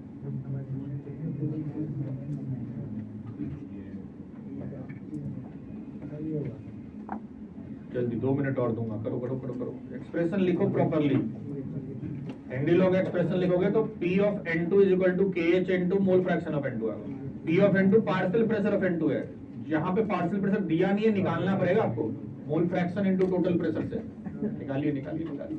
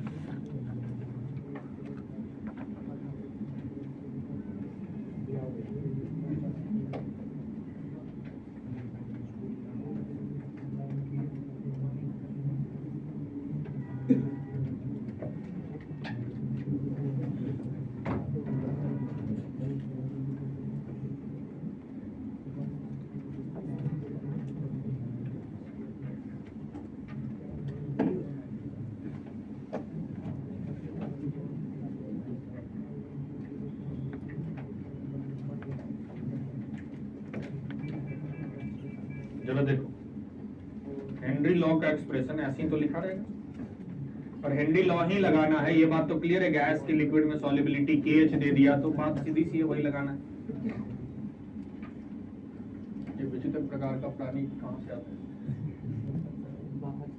बाहर से। ये मधुमक्खी है क्या? उसका बच्चा छोटा मधुमक्खी, ठीक है, काट लेगा। देखते हैं ये अभी तो था क्या तब से?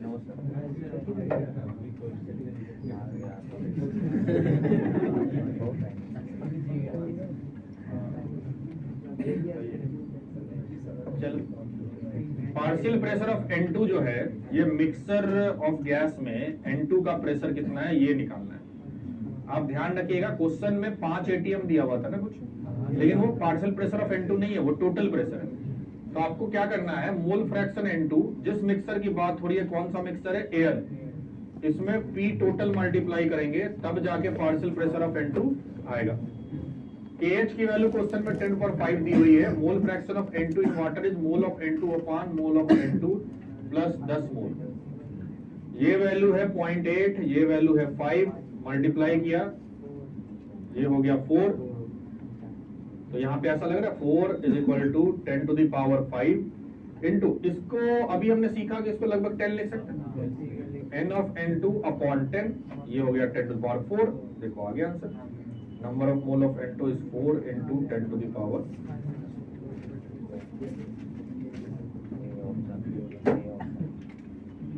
अब कोई गलती से मोल फ्रैक्शन वाले बात को डायरेक्टली पुट कर देगा तो उसका आंसर आएगा 5 इंटू 10⁻⁷ समथिंग। और ऐसा एक ऑप्शन हमेशा ही IIT बनाता है, और बच्चे लगा के बड़े खुश हो जाते हैं, बोले फालतू का सब बोलता है, टफ आता है, इतना आसान तो है। जब तक आंसर की मैच कराए तब तक बड़ा खुश रहता है। लिखिए जल्दी से।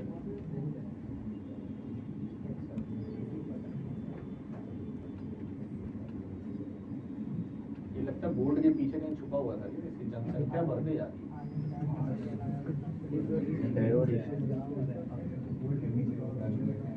ठीक है, लिखो भाई, लिखो लिखो।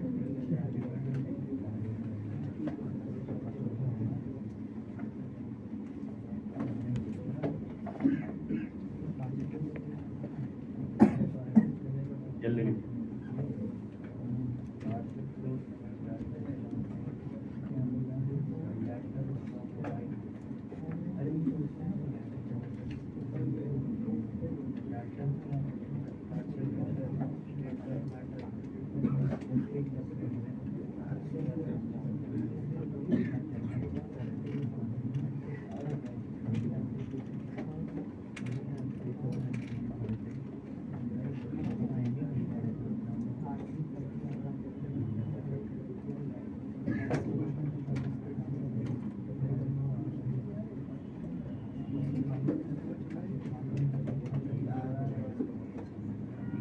हो गया?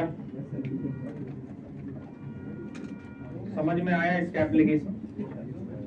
और बिल्कुल देखो इसी कॉन्सेप्ट पे जे एडवांस ने क्वेश्चन पूछा। इसमें दोनों बातों का यूज है कि मिक्सर की कहानी में पार्शियल प्रेशर क्या होता है और किस चीज को इग्नोर करना है, नेग्लेक्ट करना है। अब देखिए हेनरी लॉ कुछ सिचुएशन में एप्लीकेबल नहीं होता। इसमें एक बात हमने की कि बहुत सॉल्युबल गैस हो जाए तो नहीं होगा, कुछ और बातें भी हैं। लेकिन देखो Henry law will be applicable in following cases. Henry law will be applicable in following cases.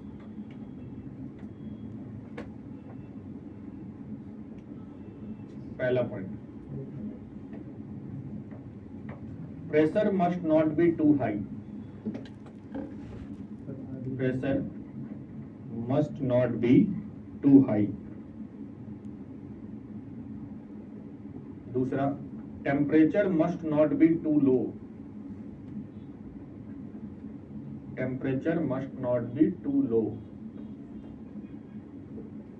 तीसरा, there must not be any chemical reaction और ionisation. There must not be any chemical reaction or ionization of solute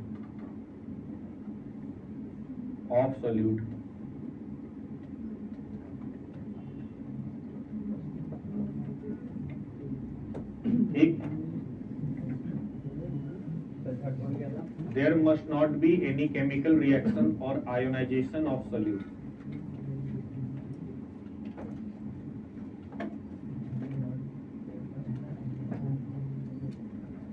मोर और less ये कहानी आपकी Henry law की है, but आप जब एनसीईआरटी पढ़ेंगे ना तो अब क्यों मैं बार बार थोड़ा इस पार्ट के लिए एनसीईआरटी की बात इसलिए कह रहा हूँ, जैसे मैंने कहा था कि लकीली ये पार्ट थोड़ा अच्छा लिख दिया एनसीईआरटी ने, बहुत कम चीजें बहुत अच्छा लिखता है, और जेईई मेन इस पार्ट से थोड़ा थ्योरेटिकल क्वेश्चन भी पूछा है, जिसमें एनसीईआरटी अगर आप पढ़ेंगे या पढ़ा होगा तो एप्लीकेशन ऑफ हेनरी लॉ करके एक जगह कहीं लिखा हुआ है और उसके अंदर 2-3 बातें लिखता है, जिसमें पहला एप्लीकेशन है, मैं ये चीजें बता देता हूँ, आप अभी क्लास के बाद जाके एक बार एनसीईआरटी से पढ़ लेना और अपने लैंग्वेज में 1-2 बातें फैक्चुअल बातें वो लिख लेना, ठीक है, कॉपी मतलब आधा पेज टाइप जगह छोड़ सकते हैं, खुद से थोड़ा पढ़िए और लिखिए, क्योंकि अभी हम टाइम उसको लिखवाने में वेस्ट नहीं करेंगे, मैं समझा देता हूँ क्या है वो।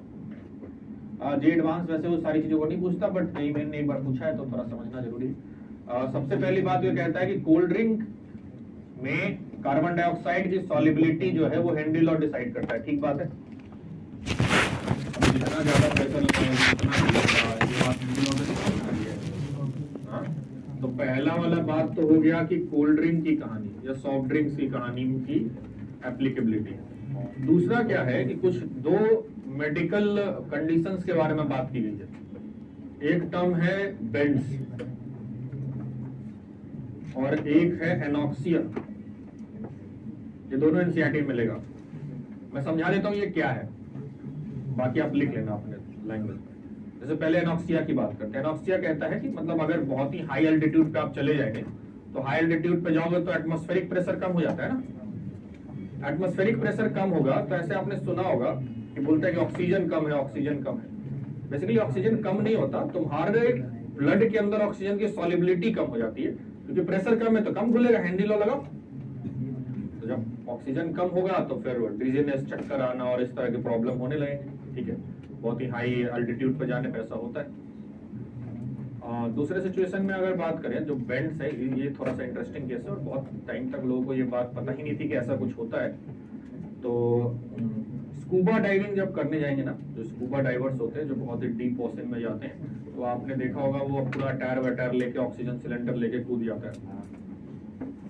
अब जैसे जैसे नीचे जाएगा तो हाइड्रोस्टैटिक प्रेशर, पानी भी तो है ऊपर, नीचे जा रहा है प्रेशर बढ़ते रहेगा, तो जितना प्रेशर बढ़ता है वो ऑक्सीजन इनहेल कर, ऑक्सीजन भी एक्चुअली इनहेल नहीं करता, वो एयर होता है बेसिकली, उसके अंदर ऑक्सीजन के साथ नाइट्रोजन भी रहेगा, जब वो इनहेल करेगा नीचे जा रहा है तो इनहेल तो कर रहा है उसको, ठीक है, और यूजुअली जब नीचे जाता है तो पूरा एक्सप्लोर कर करके जाता है, भाई इधर क्या है उधर क्या है, ये सार्क आया मजा आ गया, फोटो जाके चलते हैं, तो अपना काम करते हुए जा रहा है और जैसे जैसे नीचे जा रहा है सॉलिबिलिटी खूब हो गई है, तो अंदर जाते टाइम तो बड़ा मजा आया उसको, और यूजुअली आते टाइम ऊपर जाते टाइम सारा काम वाम हो चुका होता है तो चला जाता है फटाक से ऊपर, जैसे ही ऊपर गया तो all of a sudden pressure decrease होगा, ओके, तो नाइट्रोजन ऑक्सीजन, स्पेसिफिकली नाइट्रोजन के साथ ये देखा गया है कि जैसे ही प्रेशर डिक्रीज होता है तो वो जो बहुत ही ज्यादा सॉल्युबल था तुम्हारे ब्लड स्ट्रीम में, वो धीरे धीरे स्केप करने की कोशिश करेगा, क्योंकि उसको प्रेशराइज करके रखे थे तो था, अब प्रेशर डिक्रीज होगा तो भागने की कोशिश करेगा। इस प्रोसेस में नाइट्रोजन के बबल्स बन जाते हैं,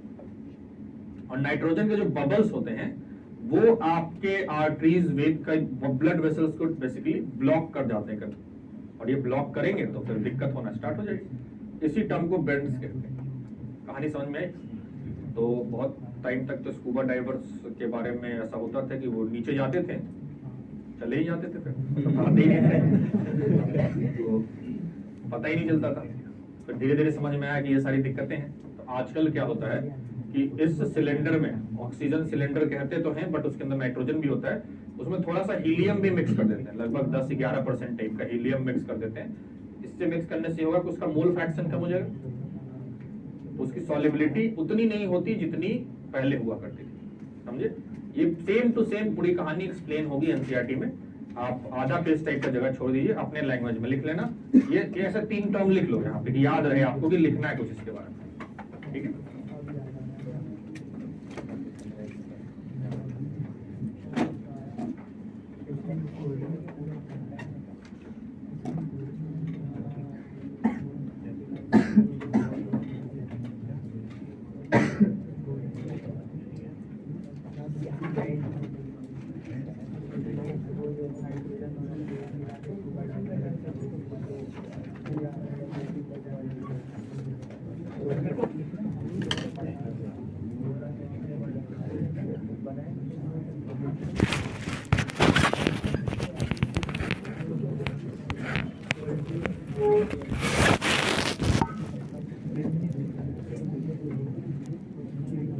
हो गया?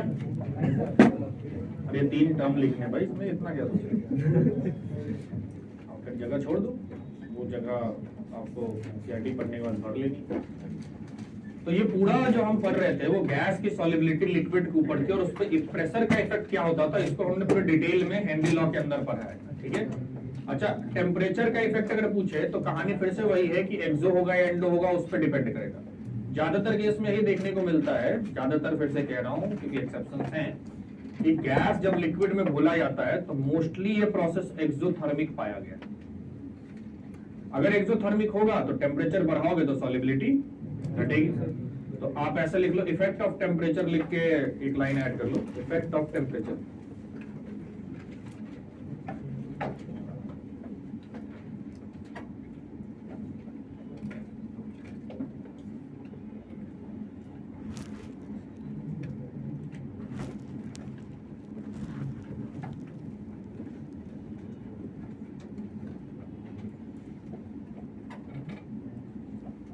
इसमें एक स्टेटमेंट लिख लीजिए, मोस्टली दी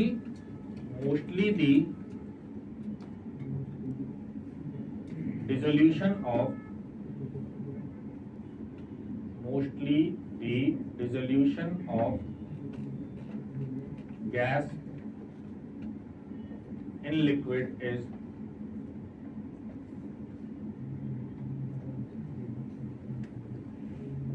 exothermic.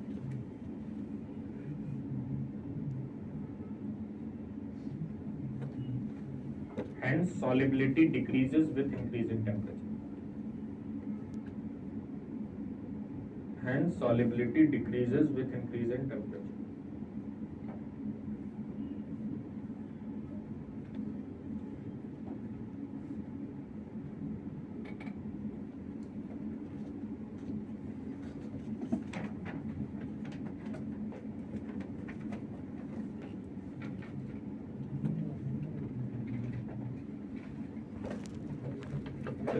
अब हम बात करते हैं कॉन्सेप्ट ऑफ वेपर प्रेशर।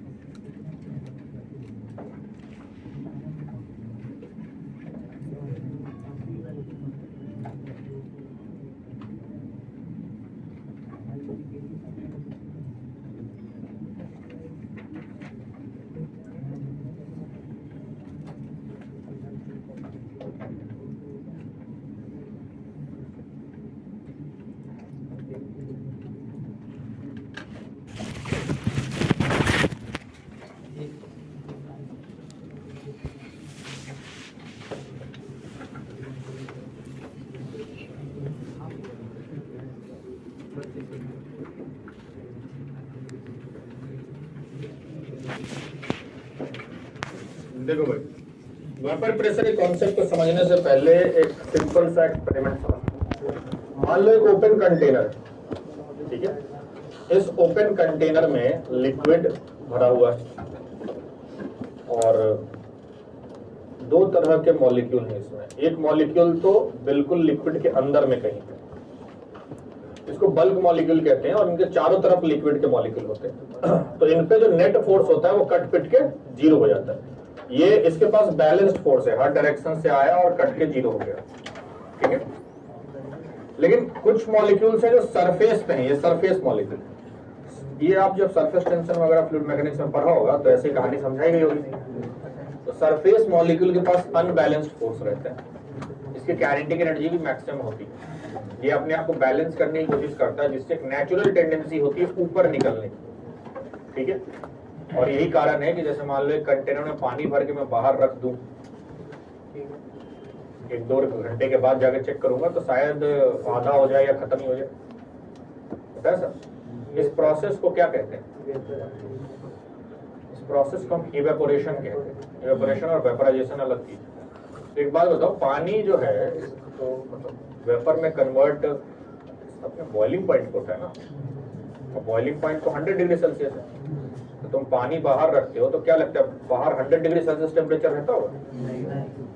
नहीं है, क्लियर है। 100 डिग्री सेल्सियस रहता तो निपट गए होते हम सब, बट जिंदा तो है। 100 डिग्री सेल्सियस तो नहीं है, फिर भी पानी वेपर में कन्वर्ट हो रहा है, ये तो हमें प्रैक्टिकली दिखता है। तो फिर ये बात कहना कि बॉइलिंग टेम्परेचर वो टेम्परेचर जिसमें लिक्विड वेपर में कन्वर्ट हो जाता है, लेकिन इधर तो लिक्विड वेपर में पहले भी कन्वर्ट हो रहा है। इवन मतलब कपड़ा जो सूखता है तुम्हारा वो इवेपोरेशन प्रोसेस से ही सूखता है। कपड़ा तुम्हारा ठंड में भी सूख जाता है, थोड़ा लेट सूखता है लेकिन ठंड में सूख जाता है। ये तो कुछ धोखा हो गया तुम्हारे साथ। पहले बोला गया कि इतने टेम्परेचर पर लिक्विड वेपर में कन्वर्ट होगा, फिर तुम बाहर देख रहे हो अरे किसी भी टेम्परेचर पे हो जा रहा है। तो जरा समझाओगे ये क्या चक्कर है? क्या मैंने बोला समझ में आया? मैं बेसिकली कहना ये चाहता हूँ कि इवेपोरेशन और जो बॉइलिंग के स्टेट में वेपराइजेशन वाली कहानी होती है, ये दोनों अलग कैसे है और क्यों है वो ज्यादा इंपॉर्टेंट है। कि मतलब अगर एक टेम्परेचर के बाद कन्वर्जन होना चाहिए था, तो इधर तो लग रहा है कि हर एक टेम्परेचर पे हो जा रहा है, थोड़ा कम या ज्यादा रेट से होता है बस, लेकिन होता तो है। क्या लगता है? इवेपोरेशन हर टेम्परेचर पे होता है, ठीक है, ये बात तो ठीक है, प्रैक्टिकली फील भी करते हैं आप इवेपोरेशन हर टेम्परेचर पे होता है। बट फिर ये कहना ठीक तो नहीं, मतलब फिर बॉइलिंग और इवेपोरेशन में अंतर क्या है? इवेपोरेशन में भी तो वेपर बन रहा है, बॉइलिंग में अलग क्या होता है?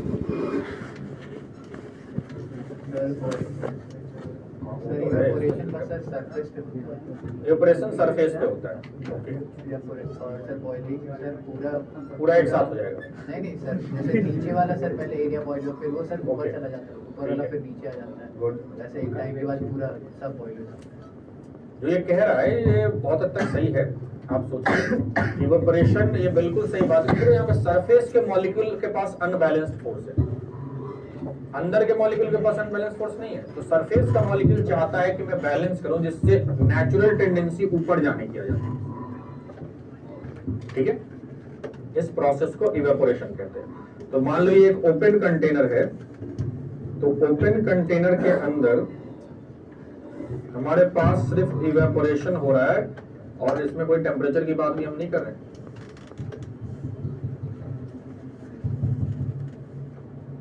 अब रहा बॉइलिंग का बात, तो बॉइलिंग में ये जो आप कहते हैं कि 100 डिग्री सेल्सियस से जैसे ही तुम 101 या थोड़ा सा भी आगे बढ़े, तब लिक्विड फॉर्म में तो रहेगा ही नहीं। देखो इवेपोरेशन तो ग्रेजुअल प्रोसेस है, मतलब पहले सरफेस का मॉलिक्यूल गया, फिर नीचे वाले मॉलिक्यूल एक्सपोज हो गए, वो सरफेस मॉलिक्यूल बन गए, फिर वो जाएगा धीरे धीरे धीरे धीरे लेयर बाय लेयर जा रहे हैं, ऐसा ही है। लेकिन बॉइलिंग में बोलता है कि अगर बॉइल हो गया तो एक टेम्परेचर के बाद फिर आपको लिक्विड दिखेगा ही नहीं, वो गया सब गया। सोच के देखो ऐसा होता है हा? तो इवेपोरेशन बेसिकली सरफेस फेनोमेना है और इसको कराने के लिए आप कुछ अलग हीट वीट नहीं करते, ये स्पॉन्टेनियसली मोर और लेस एक टेम्परेचर रेंज में होते ही रहता है। थोड़ा कम या ज्यादा रेट से हो सकता है बट होते रहता है। कह सकते हैं ऐसा? बताइए जरा। तो पहले ऐसा डायग्राम बना और लिखो एक लाइन, धीरे धीरे समझते हैं।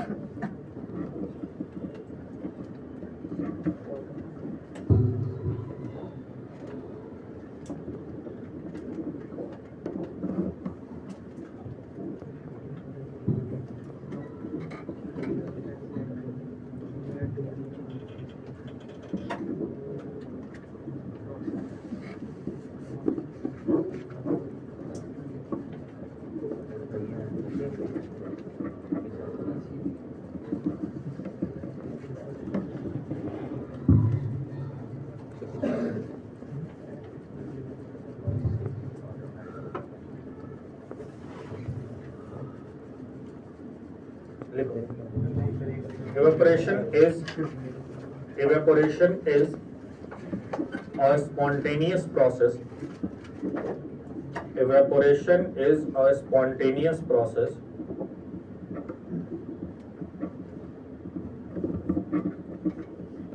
of conversion of surface molecule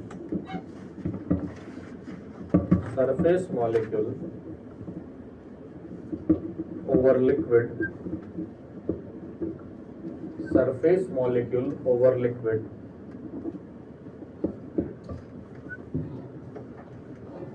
into vapor.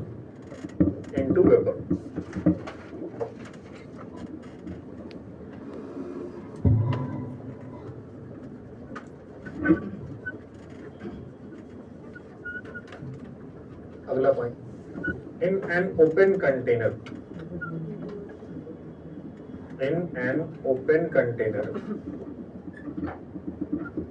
only evaporation take place. In an open container only evaporation take place.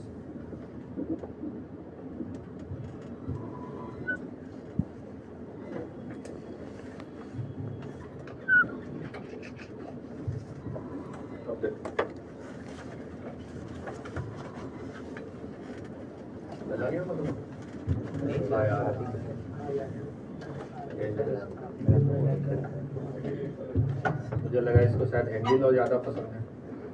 देखो गया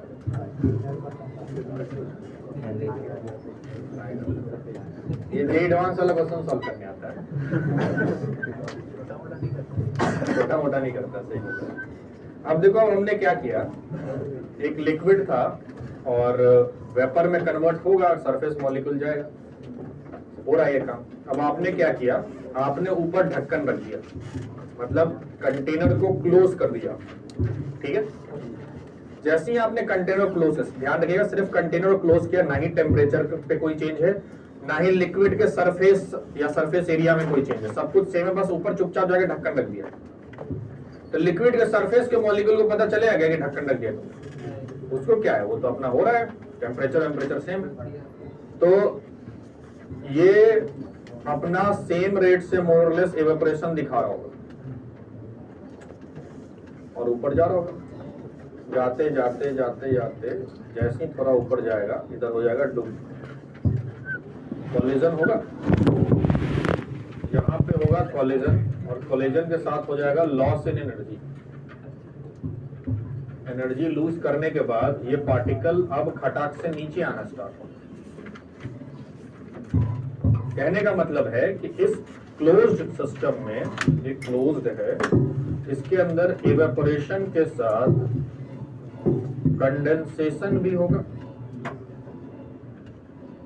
समझ रहे हो क्या? हाँ, और इसका बहुत ही प्रैक्टिकल एग्जांपल है कि आप जैसे पानी ले लो, पानी को क्योंकि रूम टेम्परेचर पे इवेपोरेशन उतने हाई रेट से नहीं होता, इसलिए कुछ घंटे लग जाते हैं उसको इवेपोरेट होने, बट पानी को हल्का हीट कर देना, मतलब थोड़ा सा ल्यूक वार्म वाटर, और हीट करने के बाद कहीं सेपरेटली रखो, ऊपर ढक्कन डाल दो। हाँ, वो भी हो सकता है, बट टंकी खोल के देखना थोड़ा मुश्किल काम है ना। टंकी वाला एक्सपीरियंस है। वैसे ये जो कह रहा है वो भी कर सकते हो, अगर आप टंकी का एसेस है आपके पास, तो टंकी को घर वालों से बच के रहना, मतलब उनको लगा कूद उतना चाहिए, तो आपको उतना टंकी कर सकते हो, करना हो तो, नहीं तो आप एक हल्का सा एक कंटेनर में पानी भरो, थोड़ा सा गर्म को एकदम, मतलब 1 मिनट के लिए भी, उससे भी कम, और निकाल, हल्का जैसे ही गर्म हो जाएगा बस ऊपर ढक्कन रख दो, 10 मिनट बाद आके चेक करना, वो ढक्कन में पूरा लिक्विड सा होना स्टार्ट हो जाएगा। ठीक है, ये आपने देखा भी होगा कहीं। ठीक है, वो क्या हुआ है, जिस लिक्विड जो वेपराइज कर रहा है, तो वो मतलब वेपरेट कर रहे थे, वो जाके यहाँ पे टक्कर मारते हैं। और मैंने क्यों कहा कि थोड़ा सा हीट करो, मतलब 100 डिग्री थोड़ी तो नहीं ले रहे होगे, फिर भी ये प्रोसेस हो रहा है, मतलब क्या हुआ, इवेपोरेशन को थोड़ा सा आपने फास्टर कर दिया और कुछ नहीं। तो इवेपोरेशन और कंडेंसेशन दोनों हो रहा है। अब जरा देखो, जैसा हम बात कर रहे थे, मान लो ये y एक्सिस पे है रेट और x एक्सिस पे टाइम है, तो ढक्कन बंद करें या ना करें, टेम्परेचर वगैरह सब सेम है, इवेपोरेशन का रेट तो लगभग वही रहने वाला है। तो ये ये कांस्टेंट ही है भाई, मतलब घट नहीं रहा है, ऑलमोस्ट कांस्टेंट है। ये रेट ऑफ इवेपोरेशन है जो एक कांस्टेंट रेट से हो रहा है, लेकिन कंडेंसेशन शुरू में तो हो ही नहीं रहा था, ढक्कन बंद किया तो होना स्टार्ट हुआ, धीरे धीरे बढ़ेगा बढ़ेगा बढ़ेगा बढ़ेगा, ये रेट ऑफ कंडेंसेशन है। और एक समय आ जाएगा जब दोनों का रेट बराबर हो जाएगा, यहां पर आ गया है इक्विलिब्रियम, समझ रहे हो? तो वही कहानी मैं लिखना चाह रहा हूं कि थोड़ी देर के बाद इवेपोरेशन और कंडेंसेशन में इक्विलिब्रियम आ जाएगा, समझ रहे हो क्या? मान लो ये लिक्विड था H2O, तो इधर H2O लिक्विड और H2O गैस, ऐसा एक इक्विलिब्रियम आ गया, ठीक है? और इस इक्विलिब्रियम पे इधर जो वेपर होंगे और ये जो वेपर प्रेशर लगा रहे होंगे, इसी प्रेशर को वेपर प्रेशर कहते हैं। समझ में आ रही बात क्या कह रहा हूं? तो पहले इसको लिखो जरा, बनाओ तो बनाओ, फिर स्टेटमेंट में दिखाऊंगा।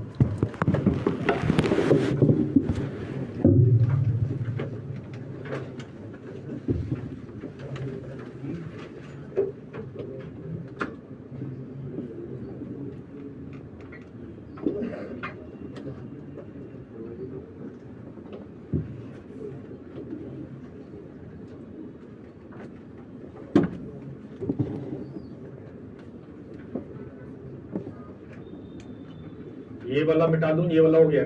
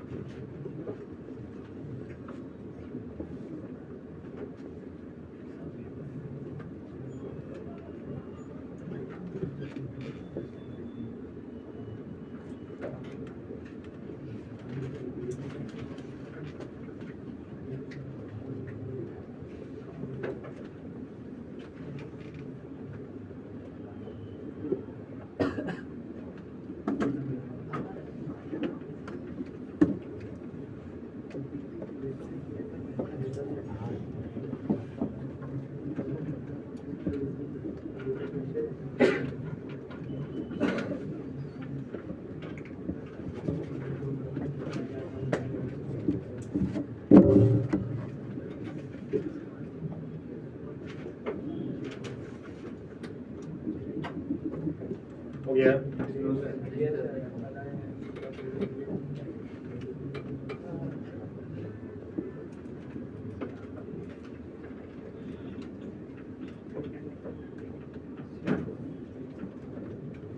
लिखिए, vapour pressure is defined as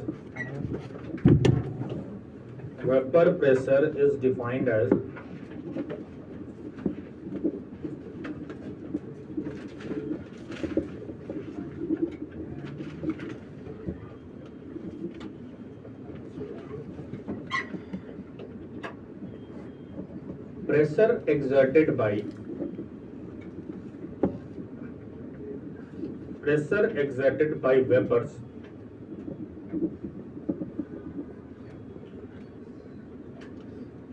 over the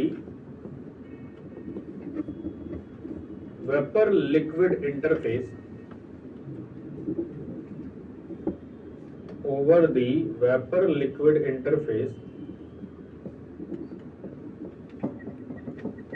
in the state of equilibrium, in the state of equilibrium,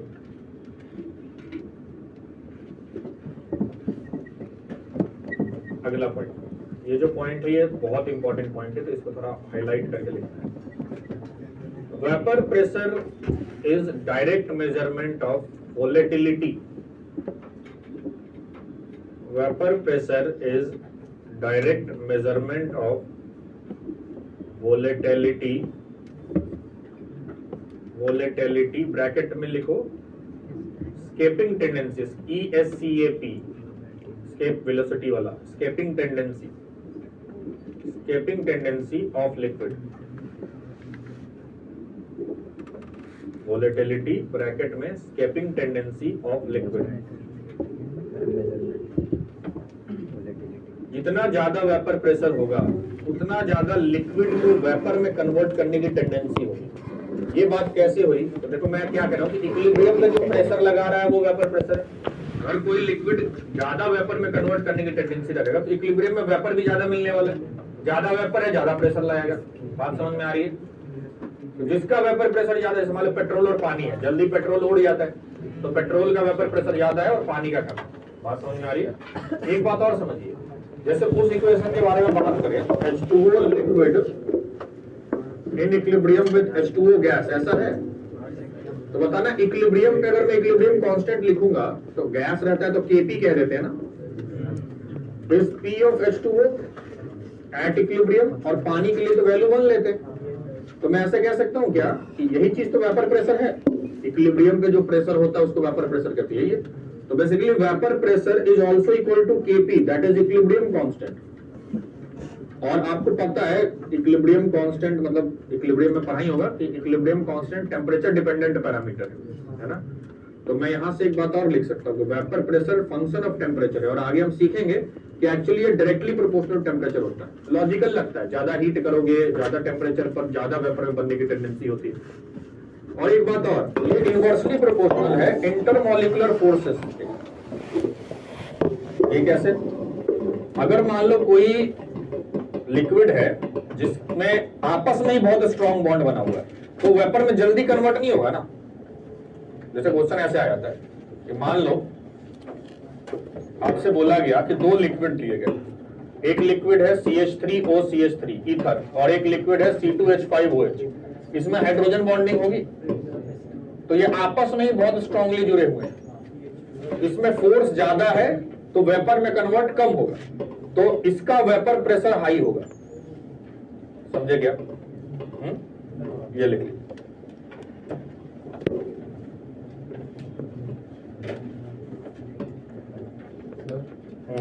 वो केपी में PH2O के नीचे में लिखा है equilibrium, equilibrium PH2O at equilibrium वैसे करके लिखते हैं, ठीक है।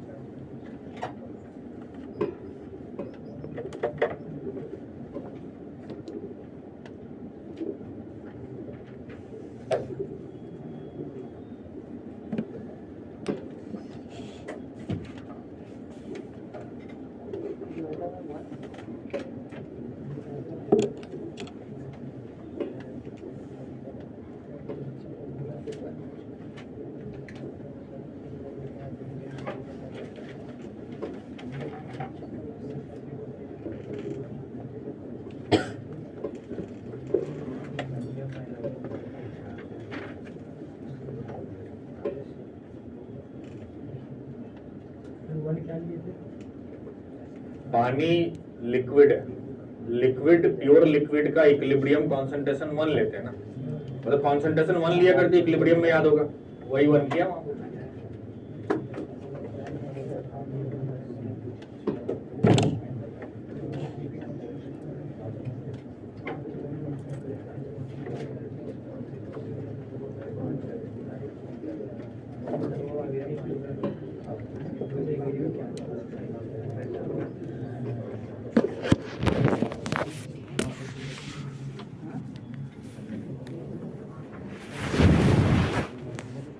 कोई दिक्कत नहीं यहाँ पे। देखो अभी हमने हेनरी लॉ पूरा डिस्कस कर लिया है। हेनरी लॉ में एक काम है आपका, वो जो मैंने 3 टर्म्स बताए थे वो एक बार आप एनसीईआरटी से देखेंगे और लिख लेंगे। उसके बाद वेपर प्रेशर डिस्कस करना हमने स्टार्ट किया, कॉन्सेप्ट यही है। अब इस पे बेस्ड रॉल्ड्स लॉ करके हम एक लॉ पढ़ेंगे आगे, और उसका बहुत ही वाइड एप्लीकेशन, ठीक है। तो अभी के लिए जो क्वेश्चन सॉल्व किए फिर से सॉल्व करिए। इतने पार्ट के लिए हेनरी लॉ और एनसीईआरटी पढ़ लीजिए एक बार, आपको अच्छा लगेगा पढ़ के, ठीक है। और रॉल्ड्स लॉ से हम स्टार्ट करेंगे, ठीक है।